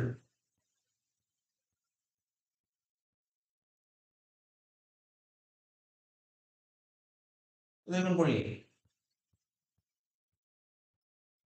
মানে এটা আগেও পড়া হয়েছিল সেটা আগেও এখন আগেও পড়া হয়েছিল। তো প্রথম পয়েন্ট কি, উদারীকরণের বৈশিষ্ট্যগুলো, শিল্পের বহির্মুখীকরণ, শিল্প লাইসেন্স, আমদানি শুল্ক, কোটা ইত্যাদির বাঁধন শিথিল করে, বুঝলি তো, আমদানি শুল্ক, কোটা, শিল্পের এগুলো শিথিল করে, বাঁধন শিথিল করে অথবা সম্পূর্ণ মুক্ত করে শিল্পকে বহির্মুখী করা হলো উদারীকরণের অন্যতম উদ্দেশ্য। ঠিক আছে, এর ফলে আন্তর্জাতিক বাজারে প্রতিযোগিতামূলক পরিবেশে দেশীয় শিল্পগুলি তাদের দক্ষতা চরম সীমা পর্যন্ত যেতে পারে, রপ্তানি প্রসারে তারা স্বাধীনভাবে প্রয়োজনীয় পদক্ষেপ নিতে পারে। উপকরণের সর্বোত্তম বন্টন, সরকারি বিধিনিষেধ থেকে মুক্ত করে দিলে শিল্পগুলি তাদের মুনাফা সর্বোচ্চকরণের জন্য প্রয়োজনীয় পদক্ষেপ নিতে পারে। এর ফলে উৎপাদনের উপকরণগুলির সর্বোত্তম বা কাম্য বন্টন সম্ভব হয়। শিল্পগুলির দক্ষতা বৃদ্ধি, আভ্যন্তরীণ বাজারে বিভিন্ন শিল্পগুলি সুস্থ প্রতিযোগিতার পরিবেশে নিজের দক্ষতা প্রসার বৃদ্ধি করার সুযোগ পাবে। এর ফলে দেশের মানুষ স্বল্প মূল্যে উন্নত ভোগ্যপণ্য ব্যবহার করতে পারবে। প্রশাসনিক হস্তক্ষেপ থেকে মুক্ত, শিল্পগুলিকে প্রশাসনিক হস্তক্ষেপ থেকে মুক্ত করলে শিল্পের সংযুক্তিকরণ, প্রসার, লগ্নিকরণ ইত্যাদি সিদ্ধান্ত দ্রুত গ্রহণ করা সম্ভব হয়। রুগ্ন শিল্প পুনরুজ্জীবন, বেসরকারি ও বিদেশি বিনিয়োগকে স্বাগত জানালে অনেক রুগ্ন শিল্প পুনরুজ্জীবিত হবে এবং উৎপাদন ক্ষেত্রে বৈদেশিক নির্ভরতা হ্রাস পায়।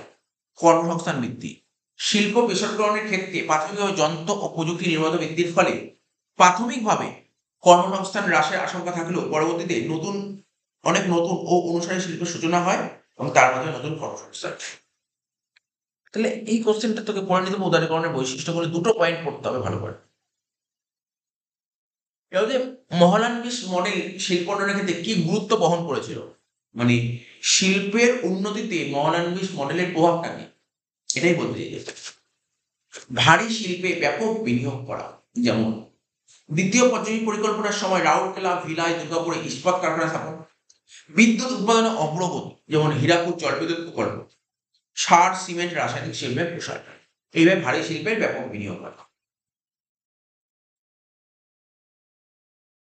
রাষ্ট্রায়ত্ত শিল্প প্রতিষ্ঠান গঠিত হয়, ভেল, Bharat heavy electrical limited, HMT Hindustan medicine tools, Indian oil corporation IOC।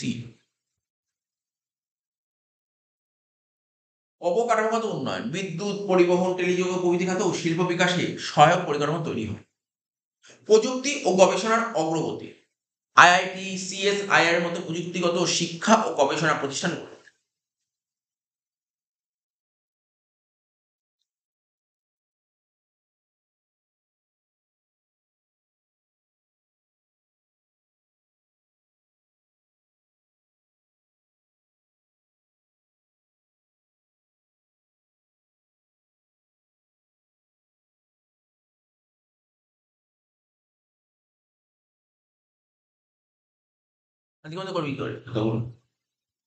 বিশ্বায়নের বিশ্বায়ন ভারতীয় শিল্পের উপর একটা ইতিবাচক ও নেতিবাচক প্রভাব লেখো, মানে মোট কথা এই ইতিবাচক আর নেতিবাচক মানে বুঝিস, ইতিবাচক মানে কি?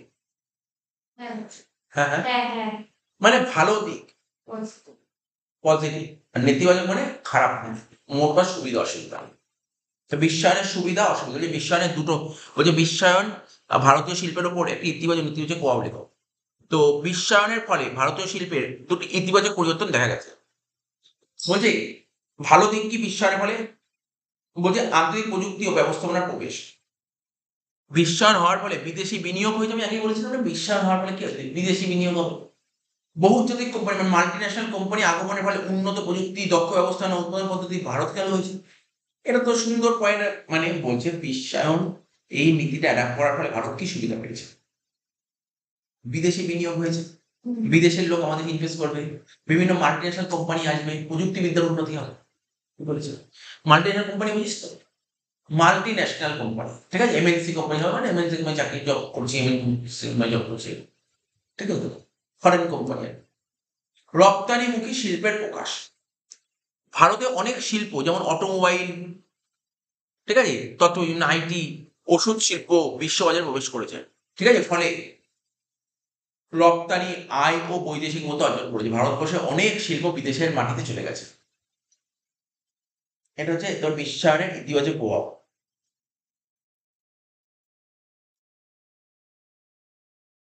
আচ্ছা, এরপরের কোশ্চেনটা দেখ, ভারতবর্ষের অর্থনীতিতে সংস্কার প্রবর্তিত হয়েছিল কেন? কেন সংস্কার প্রবর্তিত? সংস্কার বলতে অর্থনীতি, ইকোনমিক রিফর্ম। 1991 সালে তো ভারতবর্ষে ইকোনমিক রিফর্ম কবে হয়েছিল বললাম? ইকোনমিক রিফর্ম মানে অর্থনৈতিক সংস্কার ভারতবর্ষে কবে হয়েছিল? 1991 সালে। ডক্টর মনমোহন সিং তৎকালীন অর্থমন্ত্রী ছিল ভারতবর্ষে, ঠিক আছে? মনমোহন সিং এর হাত ধরে ভারতবর্ষে অর্থনৈতিক সংস্কার হয়েছিল 1991 সালে। বলছি কেন, কেন দরকার হয়েছিল? দেখ কেন দরকার হয়েছিল। ভারী বৈদেশিক ঋণের চাপ, মানে বিদেশ থেকে মানে প্রচুর লোন নিয়েছিল, তার প্রেশার পড়ছিল লোন শোধ করায়, ঠিক আছে তো? তারপর বৈদেশিক মুদ্রার ঘাটতি, মানে ফরেন ফরেন কারেন্সির ঘাটতি ছিল, কম ছিল ফরেন কারেন্সি, করা হয়েছিল। উচ্চ রাজস্ব ঘাটতি ও বর্ণিত মুদ্রাস্ফীতি, ঠিক আছে? রাজস্ব ঘাটতি ছিল, অনেক রাজস্ব ঘাটতি ছিল, ঠিক আছে? রাজস্ব ঘাটতি ছিল এবং মুদ্রাস্ফীতি, ঠিক আছে? মুদ্রাস্ফীতি ছিল, মানে প্রচুর মুদ্রাস্ফীতি। তখন ওই সময় তো ভারতবর্ষের অবস্থা খুব খারাপ ছিল, প্রচুর জিনিসের দাম, যেটা এখন যেখানে বাংলাদেশ, শ্রীলঙ্কা, পাকিস্তান যেটা হয়েছিল না কিছুদিন আগে, ওই অবস্থা ভারতের হয়ে গেছে। প্রচুর জিনিসের দাম হয়ে গেছিল, প্রচুর মুদ্রাস্ফীতি, জিনিসের দাম প্রতিনিয়ত বেড়ে যাচ্ছে।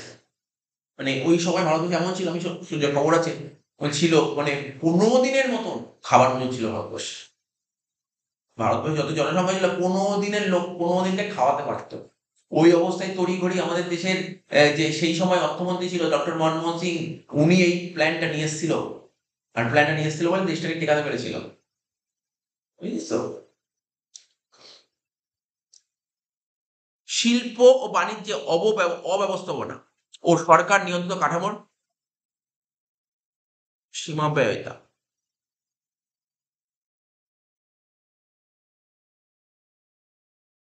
আচ্ছা, আর যে আইএমএফ ও ওয়ার্ল্ড ব্যাংকের শর্তনীতি উদারীকরণ বিষয় করার প্রয়োজন। দেখ, আইএমএফ মানে কি, ঠিক আছে? আইএমএফ আর ওয়ার্ল্ড ব্যাংক ওরা শর্ত দিয়েছিল, ঠিক আছে? ওরা কি শর্ত দিয়েছিল? যে উদারীকরণ ও বেসরকারীকরণ প্রয়োজন, ওরা এই শর্তটা দিয়েছিল। তাহলে তাহলে ভারতের অর্থনীতিতে কেন অর্থনীতি সংস্কার প্রবর্তিত হয়েছিল? কেননা কাদের শর্ত ছিল? ওয়ার্ল্ড ব্যাংক আর আইএমএফ ও শর্ত অনুযায়ী উদারীকরণ বেসরকারীকরণ প্রয়োজন। এই ছিল কোশ্চেন। 21 নম্বর কোশ্চেন, অন্তর্মুখী বাণিজ্য কৌশল কি? ইনওয়ার্ড লুকিং ট্রেড স্ট্র্যাটেজি কি? এটা হলো একটা অর্থনৈতিক নীতি যেখানে একটি দেশ নিজের প্রয়োজনীয় পণ্য নিজেই উৎপাদন করার উপর জোর দেয় এবং বিদেশি পণ্যের উপর নির্ভরতা কমাতে চায়। এই কৌশলের প্রধান লক্ষ্য কি? বিদেশি প্রতিযোগিতা থেকে দেশীয় শিল্পকে রক্ষা করা, নির্ভরতা অর্জন করা এবং আমদানি প্রতিস্থাপন, মানে ইম্পোর্ট সাবস্টিটিউশন এর মাধ্যমে নিজস্ব উৎপাদন করা। এর বৈশিষ্ট্য কি ছিল? উচ্চ আমদানি শুল্ক আর কোটা বসানো, দেশীয় শিল্পকে ভর্তুকি ও ঋণ সহায়তা করা, বিদেশি বিনিয়োগ ও প্রযুক্তি প্রবেশের নিয়ন্ত্রণ, বিদেশি পণ্যের বিকল্প দেশি উৎপাদনের উৎসাহ। আর ভারতের প্রেক্ষাপটটা কি ছিল? স্বাধীনতার পর ভারত 1991 সাল পর্যন্ত এই নীতি অনুসরণ করে। এর ফলে ভারত অনেক দেশীয় শিল্প গড়ে ওঠে, তবে প্রযুক্তিগত অগ্রগতি ও প্রতিযোগিতা কম থাকায় অনেক ক্ষেত্রে পিছিয়ে পড়ে। 22 নম্বর কোশ্চেন, আমদানি প্রতিস্থাপন নীতিটি কিভাবে দেশীয় শিল্পের সংরক্ষণে সাহায্য করে? ঠিক আছে, এই নীতিটা মানে ইম্পোর্ট সাবস্টিটিউশন পলিসিটা কি করে দেশের শিল্প, এই আগেই ছিল কোশ্চেনটা, ঠিক আছে, দেশের শিল্প বাঁচাতে সাহায্য করে আমদানি প্রতিস্থাপন নীতি। বলছে এই নীতি অনুযায়ী বিদেশি পণ্যের পরিবর্তে দেশেই সেই পণ্য উৎপাদনের উপর জোর দেওয়া হয়, যেমন দেশের শিল্পের চাহিদা উৎপাদন বাড়বে। ওই একই কোশ্চেন, দেখ একই কোশ্চেন, কোনো ব্যাপার নেই, একই কোশ্চেন লেখা আছে। শিল্প ও কোটার মাধ্যমে বিদেশি প্রতিযোগিতা হ্রাস করা হয়, দেশে নতুন শিল্প স্থাপনে উৎসাহ দেওয়া হয়, ফলে দেশীয় শিল্প বিকাশ সুযোগ পায় এবং আত্মনির্ভরতা বাড়ে।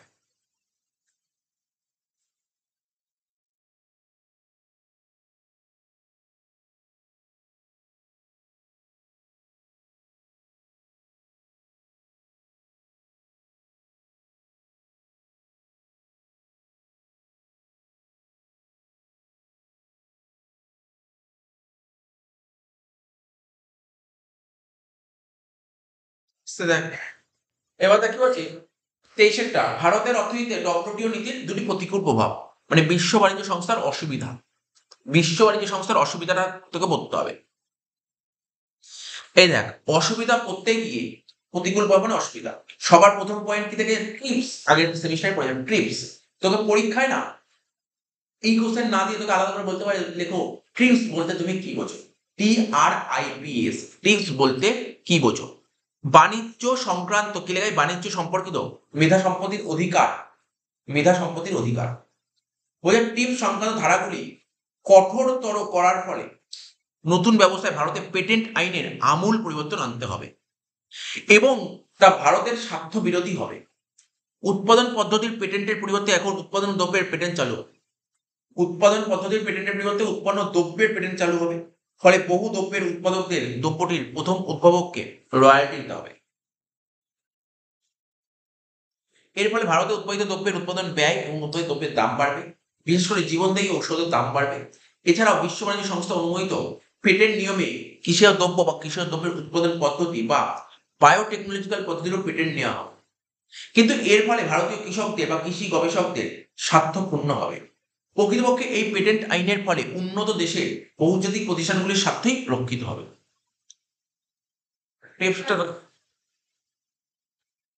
এবার যে ট্রিমস, এটা কি বাণিজ্য সম্পর্কিত বিনিয়োগ ব্যবস্থার চুক্তির প্রতিকূল প্রভাব। এই চুক্তিতে স্বদেশি বিনিয়োগ ও বিদেশি বিনিয়োগের মধ্যে কোনো বৈষম্য সৃষ্টি নিষেধ করা হয়েছে। এর ফলে বিদেশি বিনিয়োগকারীদের অকাম্য কার্যকলাপ নিয়ন্ত্রণ করা কঠিন হবে। প্রকৃতপক্ষে এই চুক্তি উন্নত দেশগুলির বিনিয়োগকারীর স্বার্থই সুরক্ষিত করবে, ভারতের ন্যায্য উন্নয়নশীল দেশের স্বার্থ শূন্য করবে।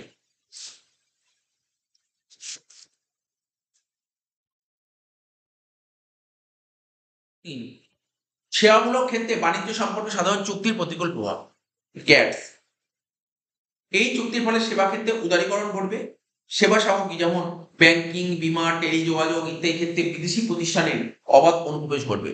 এই সমস্ত প্রতিষ্ঠানের আর্থিক ক্ষমতা এত বেশি যে এগুলিকে ভারতে অবাধে কাজ করতে দিলে এদের সঙ্গে প্রতিযোগিতায় সংশ্লিষ্ট ভারতীয় প্রতিষ্ঠানগুলি ক্ষতিগ্রস্ত হবে, এমনকি তাদের অস্তিত্বের সংকট ঘটবে। বেকার সমস্যা তীব্রতর হবে। নতুন ব্যবস্থার ফলে ভারতে বেকার সমস্যা আরো তীব্রতর হবে বলে অনেক অর্থনীতিবিদ মনে করেন। কারণ বিদেশি প্রতিষ্ঠানগুলিকে ভারতে অবাধে কাজ করতে দিলে ছোট ছোট ভারতীয় প্রতিষ্ঠানগুলো আস্তে আস্তে বন্ধ হয়ে যাবে এবং এ সমস্ত সংস্থায় কর্মরত শ্রমিকরা বেকার হয়ে পড়বে। তাছাড়া বিদেশি প্রতিষ্ঠানের সঙ্গে প্রতিযোগিতা করে সে সমস্ত ভারতীয় টিকে থাকবে। তারা উৎপাদিত দ্রব্যের উৎপাদন ব্যয় কমানোর জন্য উৎপাদন পদ্ধতিতে বেশি যন্ত্র ও কম শ্রমিক নিয়োগ করবে। তার ফলে কর্মসংস্থানও কমবে, বেকারত্বও বাড়বে। বেকার সমস্যা তীব্রতর হবে বিদেশি যদি চলে আসে এখানে। সার্বভৌমত্ব ক্ষুণ্ণ হবে। অনেকে মনে করেন বিশ্ব বাণিজ্য সংস্থার কাজকর্মের ফলে ভারতের সার্বভৌমত্ব ক্ষুণ্ণ হবে। বিশ্ব বাণিজ্য সংস্থার কাজকর্মের মধ্যে এমন অনেক বিষয় আছে যেগুলি সম্পর্কে সিদ্ধান্ত নেওয়ার আইন, খাদ্যে ভর্তুকি প্রভৃতি। অর্থাৎ বিশ্ব বাণিজ্য সংস্থা এখন সমস্ত বিষয়ের ওপরই আইন প্রণয়ন করেছে, যা পূর্বে সদস্য রাষ্ট্রের ক্ষমতার মধ্যে ছিল। এইভাবে সদস্য দেশগুলির সার্বভৌমত্ব ক্ষুণ্ণ হচ্ছে। ডব্লিউটিও এটা কি বলে, বিশ্ব বাণিজ্য সংস্থার কিছু অসুবিধা বলে।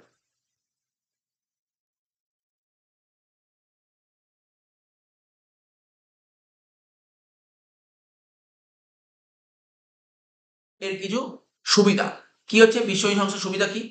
অনুকূল প্রভাব বলছে কৃষি ও দ্রব্যের রপ্তানি বৃদ্ধি। উন্নত দেশগুলিতে কৃষি ও দ্রব্যের আমদানির উপর, এই কোশ্চেনটা আগেই পড়েছি, দেখ আগে কোথায় ছিল, দেখতে কত নম্বর। এই কোশ্চেনটা আগেই পড়ালাম, মনে হচ্ছে পয়েন্টটা থেকে মনে হচ্ছে আগেই পড়ালাম। ডব্লিউটিও নীতির দুটি অনুকূল, ডব্লিউটিওর সুবিধা। নম্বর কোশ্চেন চলো।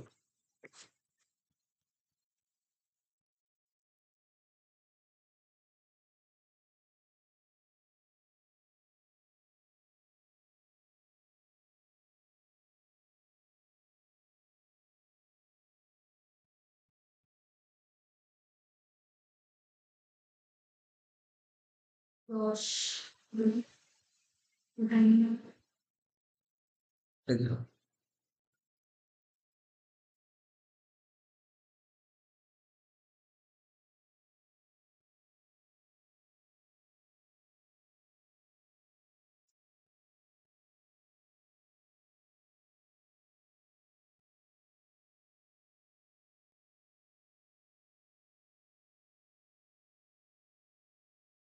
ডব্লিউটিওর সুবিধা 10-এ পড়েছিলাম।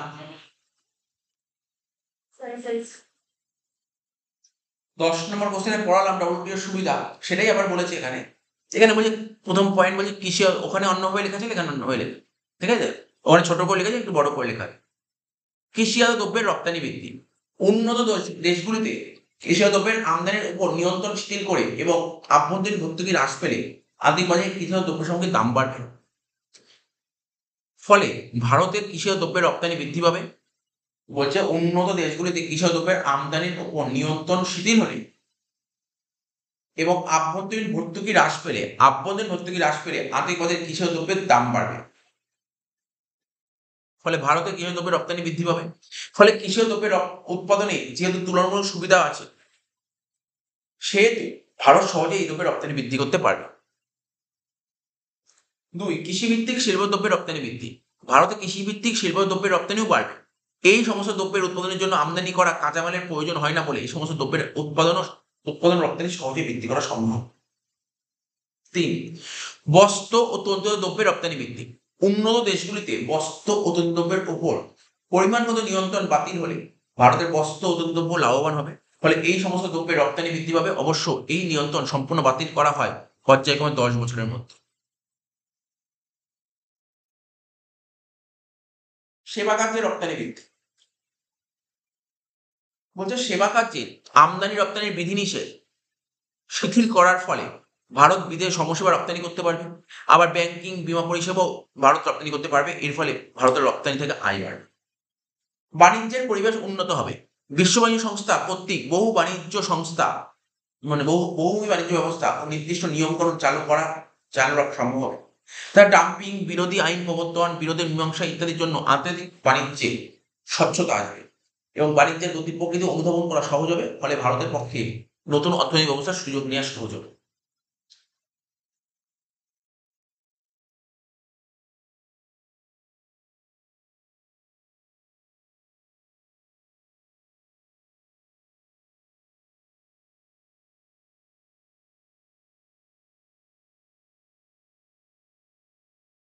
কৃষি ভর্তুকি নমনীয়। কৃষি ভর্তুকি শ্রেণীবিন্যাস কৃষিজাত দ্রব্যের ভর্তুকিতে নমনীয়তা আনবে। চুক্তিতে বলা হয়েছে মোট কৃষিজাত দ্রব্যের উৎপাদনের মূল্যের 10% বেশি ভর্তুকি দেওয়া যাবে না, কিন্তু ভর্তুকির এই সীমা ভারতে দেওয়া ভর্তুকি অপেক্ষা বেশি। ফলে এর দ্বারা ভারত লাভবান হবে। সামগ্রিক রপ্তানি বৃদ্ধি।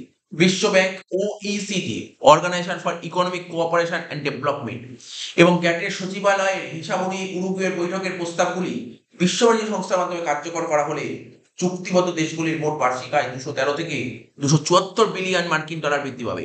এই হিসাব অনুযায়ী বস্ত্রের রপ্তানি বৃদ্ধি পাবে 60%, কৃষিজাত দ্রব্য, বনজ ও মৎস্যজাত দ্রব্যের রপ্তানি বৃদ্ধি পাবে 20% এবং প্রক্রিয়াজাত খাদ্য ও পানীয় দ্রব্যের রপ্তানি বৃদ্ধি পাবে 19%। এই সমস্ত দ্রব্যের রপ্তানিতে ভারত যেহেতু তুলনামূলক সুবিধা আছে, সেহেতু আশা করা যায় পৃথিবীর মোট রপ্তানিতে ভারতের রপ্তানির পরিমাণ বৃদ্ধি পাবে।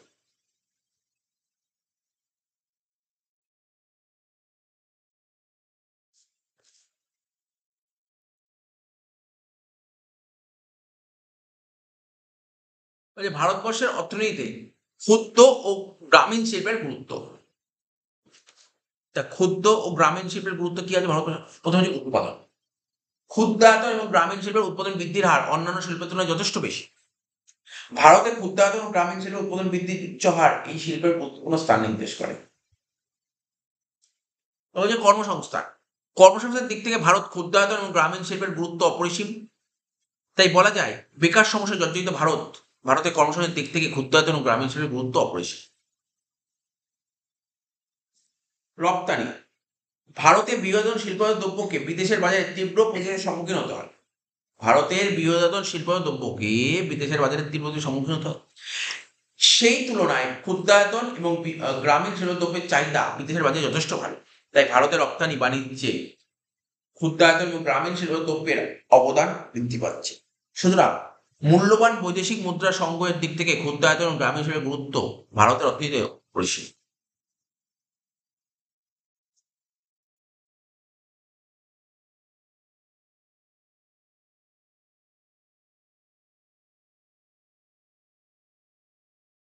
আর্থিক অসমতা হ্রাস। আর্থিক অসমতা হ্রাসের দিক থেকেও ক্ষুদ্রায়তন গ্রামীণ শিল্পের গুরুত্ব যথেষ্ট। ভারতের বৃহত্তম শিল্প মুষ্টিমেয় শিল্পপতিদের মালিকানায় থাকার ফলে আর্থিক সম্পদ এই সমস্ত শিল্পপতিদের হাতে কেন্দ্রীভূত হওয়ায় আর্থিক অসমতা চরম আকার ধারণ করছে এবং সামাজিক শোষণ অব্যাহত থাকছে। তাই ক্ষুদ্রায়তন গ্রামীণ শিল্প উন্নয়নের মাধ্যমে আর্থিক সম্পদ বন্টনের বৈষম্য হ্রাস করে আর্থিক অসমতা হ্রাস করতে পারে।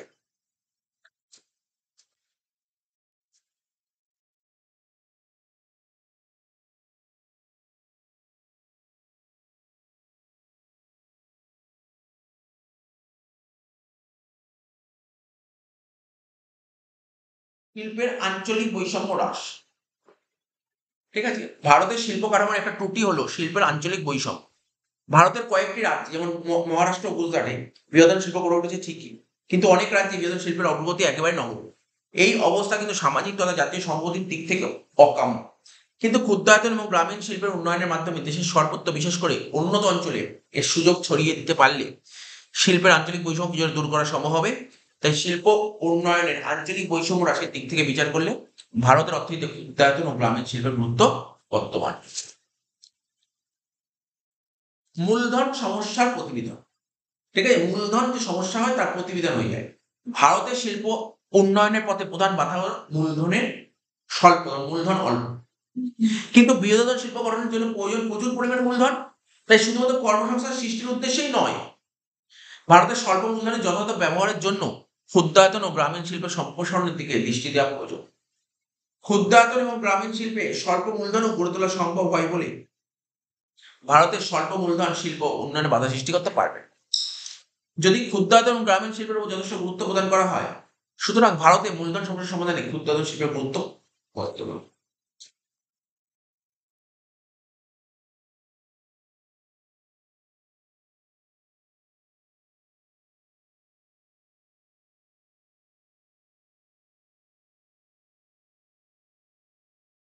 ক্ষুদ্রায়তন শিল্পের বিশেষ বিশেষ ক্ষেত্র।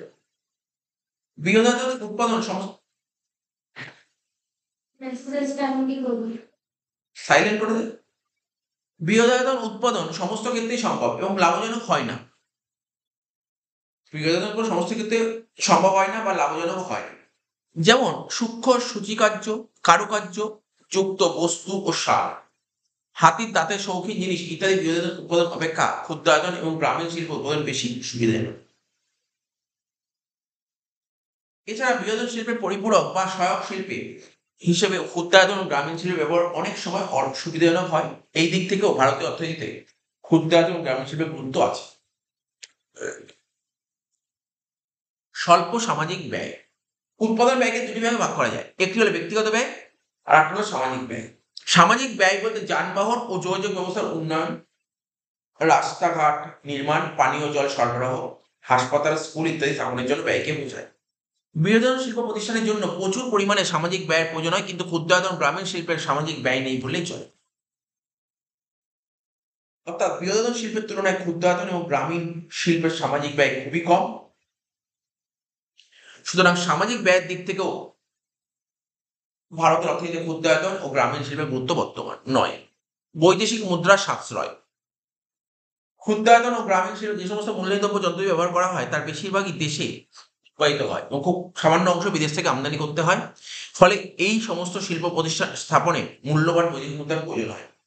সুতরাং বৈদেশিক মুদ্রা সাশ্রয়ের দিক দিয়েও ভারতীয় অর্থনীতিতে ক্ষুদ্রায়তন এবং গ্রামীণ শিল্পের গুরুত্ব আছে।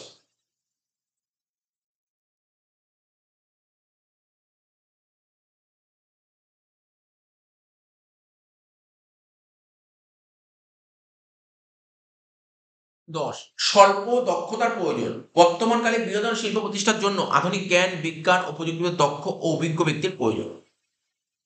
ক্ষুদ্রায়তন এবং গ্রামীণ শিল্প স্থাপন ও পরিচালনার জন্য কিন্তু এই ধরনের দক্ষ ব্যক্তির প্রয়োজন হয় না। বর্তমান ভারতে যেমন মূলধনের অভাব আছে, তেমনি অভাব আছে বৃহদায়তন শিল্প স্থাপন ও পরিচালনার জন্য আধুনিক জ্ঞান, বিজ্ঞান, প্রযুক্তিবিদ্যার দক্ষ ও অভিজ্ঞ ব্যক্তি। তাই ভারতের বর্তমান অবস্থায় ক্ষুদ্রায়তন গ্রামীণ শিল্পের গুরুত্বই যথেষ্ট। মুদ্রাস্ফীতির চাপ হ্রাস। ক্ষুদ্রায়তন এবং গ্রামীণ শিল্পের ফলপ্রসূ কাল স্বল্প, অর্থাৎ ক্ষুদ্রায়তন এবং গ্রামীণ শিল্পে বিনিয়োগ ও উৎপাদনের মধ্যে সময় ব্যবধান কম, কিন্তু বৃহদায়তন শিল্পে এই ফলপ্রসূ কাল অধিক। ভারতীয় অর্থনীতিতে পরিকল্পনাকালে বিনিয়োগ বৃদ্ধির ফলে জনসাধারণের আয় যে হারে বৃদ্ধি পাচ্ছে সেই হারে উৎপাদন বৃদ্ধি না পাওয়ায় দ্রব্যসামগ্রীর দাম বৃদ্ধি পাচ্ছে, অর্থাৎ মুদ্রাস্ফীতি ঘটছে। সুতরাং মুদ্রাস্ফীতির চাপ হ্রাস করার জন্য যত তাড়াতাড়ি সম্ভব ভোগ্য দ্রব্যের উৎপাদন বৃদ্ধি প্রয়োজন। ক্ষুদ্রায়তন এবং গ্রামীণ শিল্পের মাধ্যমে ভোগ্য দ্রব্যের উৎপাদন দ্রুত বৃদ্ধি করে মুদ্রাস্ফীতির চাপ হ্রাস করা যেতে পারে। সুতরাং ভারতের মুদ্রাস্ফীতির চাপ হ্রাস করার জন্য ক্ষুদ্রায়তন গ্রামীণ শিল্পের সম্প্রসারণ উন্নয়ন প্রয়োজন। তাই ভারতের বর্তমান অবস্থায় মুদ্রাস্ফীতির নিয়ন্ত্রক হিসেবে ক্ষুদ্রায়তন গ্রামীণ শিল্পের গুরুত্ব বর্তমান। And last point,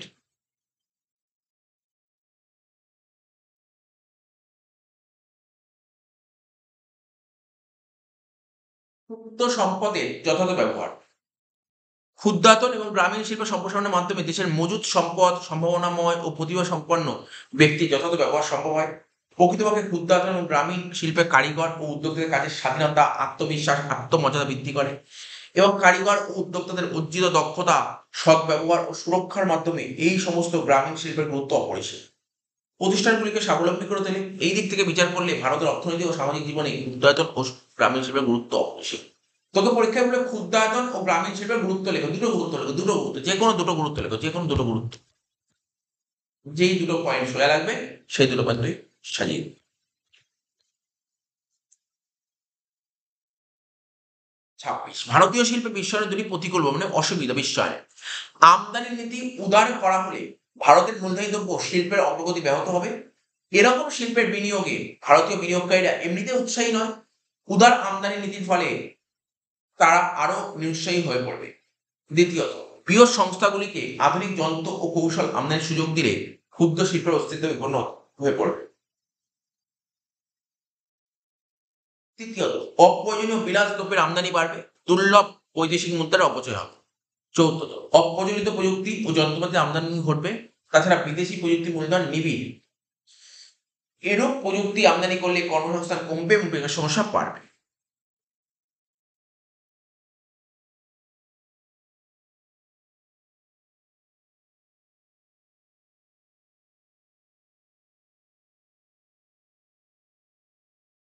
ফেরা ও ফেমা অথবা এমআরটিপি আইন।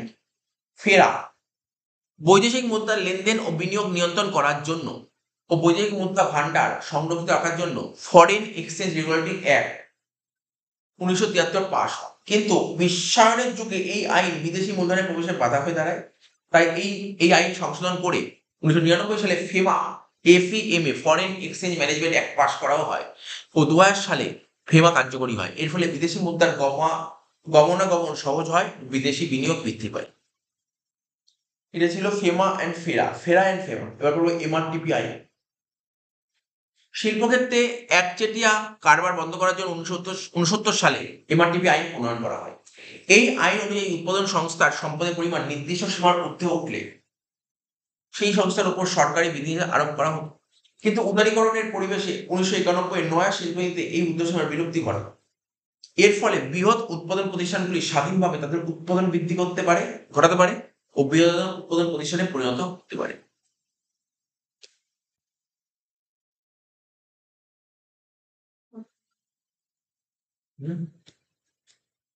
আমার দিনের কোশ্চেন 29 অনেক প্রশ্ন হচ্ছে।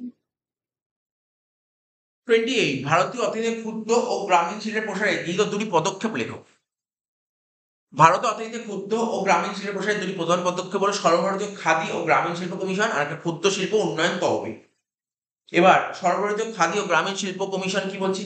এই কমিশনটি গ্রামীণ ও কুটির শিল্পগুলির উন্নয়ন, প্রচার ও আর্থিক সহায়তা প্রদান করার জন্য কেন্দ্রীয় সরকার কর্তৃক প্রতিষ্ঠিত হয়েছিল। এই খাদি ও গ্রামীণ শিল্পের প্রসারে গুরুত্বপূর্ণ ভূমিকা রাখে এবং এই শিল্পগুলির জন্য একটি প্রাতিষ্ঠানিক কাঠামো তৈরি করে। ক্ষুদ্র শিল্প উন্নয়ন তহবিল 1906 সালে প্রতিষ্ঠিত। এই তহবিলটি ক্ষুদ্র ও কুটির শিল্পগুলির উন্নয়ন, সম্প্রসারণ ও আধুনিকরণের জন্য আর্থিক প্রতিষ্ঠানগুলিকে অর্থায়ন করে। এটি সরাসরি শিল্পকে ঋণ না দিয়ে আর্থিক প্রতিষ্ঠানগুলির মাধ্যমে অর্থ সরবরাহ করে, যা ক্ষুদ্র শিল্পের পুনর্গঠন ও সম্প্রসারণে সাহায্য করে।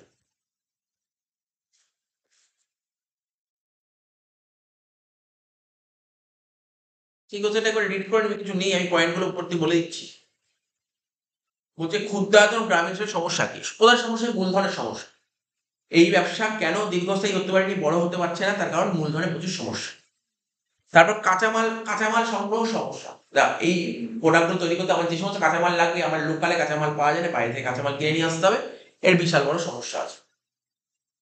ঠিক আছে। তো 3, অনুন্নত উৎপাদন পদ্ধতি ও কলা কৌশল।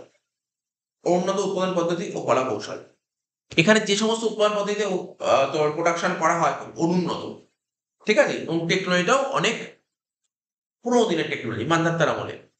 উৎপাদিত দ্রব্য বিক্রয়ের সমস্যা, যে সমস্ত দ্রব্য উৎপাদন হয়ে গেল এবার বিক্রি করার সমস্যা, দ্রব্য তো উৎপাদন হয়ে গেল সেগুলো বিক্রি করার বাজার বিপণন ব্যবস্থার খুব অভাব। অসম প্রতিযোগিতা, প্রচুর প্রতিযোগিতা হয়, ঠিক আছে তো। উৎপাদন ক্ষমতার অপূর্ণ ব্যবহার, বিদ্যুতের সমস্যা বিশাল বড় একটা সমস্যা, এখানে বিদ্যুৎ সমস্যা আছে। সরকারি নীতি, উদারীকরণ ও বিশ্বায়নজনিত সমস্যা।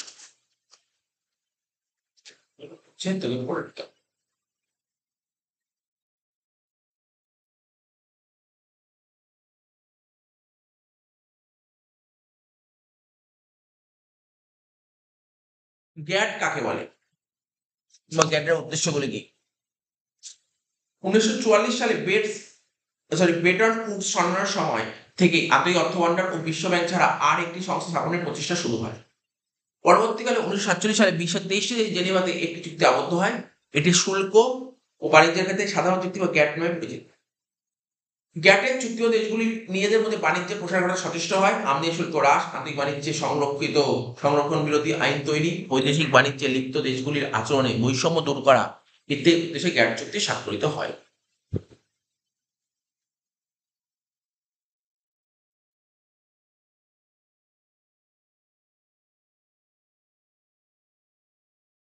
ভারতের নতুন শিল্পনীতি বলতে কি বোঝো? ভারতের নতুন শিল্পনীতি বলতে মূলত 1991 সালে ঘোষিত নীতি ও সাম্প্রতিক নীতিকে বোঝায়, নীতি পরিবর্তনগুলিকে বোঝায়, যা অর্থনীতিতে উদারীকরণ, বিশ্বায়ন ও আধুনিকীকরণের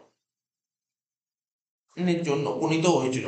এর মূল উদ্দেশ্য ছিল বাজার শক্তিকে গুরুত্ব দেওয়া, দক্ষতা বৃদ্ধি করা, বিদেশি বিনিয়োগ আকর্ষণ করা, প্রযুক্তিগত উন্নয়ন।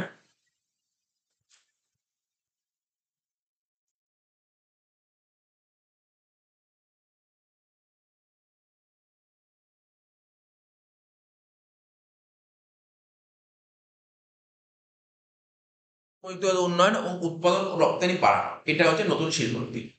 দেশীয় মুদ্রার অবমূল্যায়ন আর রূপান্তর যোগ্যতা বলতে কি বোঝো? অবমূল্যায়ন বলতে সরকারিভাবে একটি নির্দিষ্ট বিনিময় হার ব্যবস্থায় দেশের মুদ্রার মান হ্রাস করাকে বোঝায়, যেখানে বৈদেশিক মুদ্রার তুলনায় দেশীয় মুদ্রার মূল্য কমে, এটা হচ্ছে অবমূল্যায়ন হওয়া। আমরা থার্ড সেমিস্টারটা পড়ে দিয়েছিল অবমূল্যায়ন। রূপান্তর যোগ্যতা, একটা দেশের মুদ্রাকে অন্য বিদেশি মুদ্রায় অবাধে এবং কোনো বিধিনিষেধ ছাড়াই বিনিময় করার স্বাধীনতাকে বোঝায়, যা বাজার দ্বারা নির্ধারিত হয়। এবার মহালানবিশ মডেলে যেটা দ্বিতীয় পঞ্চবার্ষিক পরিকল্পনা দেখা গেল বৈশিষ্ট্যগুলো কি বলছে, কি প্রথমে ভারী শিল্পে জোর দেবে। এ কি করবে? ভারী শিল্পে জোর দেবে। মহালানবি বিশ্বাস করতে যে ভারী শিল্পগুলোতে সরকারি উদ্যোগ তথা বিনিয়োগ বৃদ্ধি করলে সমস্ত শিল্পক্ষেত্রে উন্নয়নের গতি বৃদ্ধি পাবে, স্বনির্ভরতা। দ্বিতীয় শিল্পনীতির অন্যতম প্রধান বৈশিষ্ট্য হলো যন্ত্রপাতি ব্যবহার, প্রযুক্তির প্রয়োগে আমদানির উপর নির্ভরতা কমানো, অর্থাৎ এই সকল ক্ষেত্রে দেশের উন্নতি সাধন ঘটিয়ে স্বনির্ভর হয় আসল উদ্দেশ্য। পরিসংখ্যানগত বিশ্লেষণে বিশেষজ্ঞের পরামর্শ হোক। মৌলানবী স্বয়ং ছিলেন পরিসংখ্যান বিশেষজ্ঞ, মানে স্ট্যাটিস্টিক্স এক্সপার্ট। তিনি পরিকল্পনা রূপায়ণে পরিসংখ্যান সংগ্রহ বিশ্লেষণের প্রায়োগিক সূচনা করেন। এক্ষেত্রে তিনি তার অনুগামী পরিসংখ্যানবিদদের সাহায্য নিয়ে তথ্য সংগ্রহ তাকে বিশ্লেষণের মাধ্যমে পরিকল্পনার উপর সঠিক নজরদারি করেছে। পরিকল্পিত উন্নয়ন, মডার্নিস্ট মডেল দ্বারা দ্বিতীয় পর্যায় পরিকল্পনা বহুলাংশে প্রভাবিত হয়েছে। পরিকল্পিত উন্নয়নের মাধ্যমে শিল্পক্ষেত্রে উন্নয়নের পথ প্রশস্ত হয়েছে।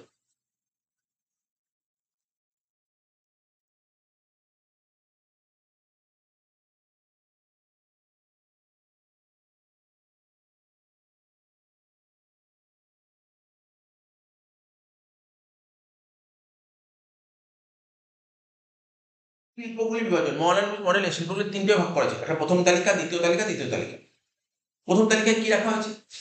এই তালিকা কিন্তু সকল শিল্প উন্নয়নের দায়িত্ব সরকার নিজের হাতে রাখলো, যেমন অস্ত্র ও সামরিক সরঞ্জাম, আণবিক শক্তি, লৌহ ইস্পাত, প্লেন, রেল, জাহাজ, ভারী বৈদ্যুতিক যন্ত্র, কয়লা, খনিজ তেল সহ মোট 17টি শিল্প। দ্বিতীয় তালিকা, এই তালিকাভুক্ত শিল্পগুলিতে বেসরকারি উদ্যোগকে উৎসাহ দেওয়ার সঙ্গে সঙ্গে সরকারও অংশগ্রহণ করে, যেমন যন্ত্রপাতি, যানবাহন, সার, প্রথম তালিকার বাইরে থাকা ধাতু শিল্প ইত্যাদি মোট 12টি শিল্প। তৃতীয় তালিকা, প্রথম ও দ্বিতীয় তালিকার বাইরে থাকা সমস্ত শিল্পগুলি বেসরকারি প্রতিষ্ঠানের উপর ছেড়ে দিল। শিল্পর বিকাশে মডার্ন মডেলের প্রভাব, এটা তো আমি তোকে আগেই পড়িয়ে দিচ্ছি, এটা কোশ্চেনটা পড়ার দরকার নেই। শিল্পের বিকাশে মডেলের প্রভাব অলরেডি পড়ানো হয়েছে। মনে পড়ছে আগে পড়ালাম, সবার প্রথম দিকেই পড়ালাম শিল্পের বিকাশে মডেলের প্রভাব, এটার পড়ে লাভ নেই। এবার হচ্ছে ডব্লিউটিও এর উদ্দেশ্য কার্যাবলী, এটা পড়ে আমরা শেষ করব।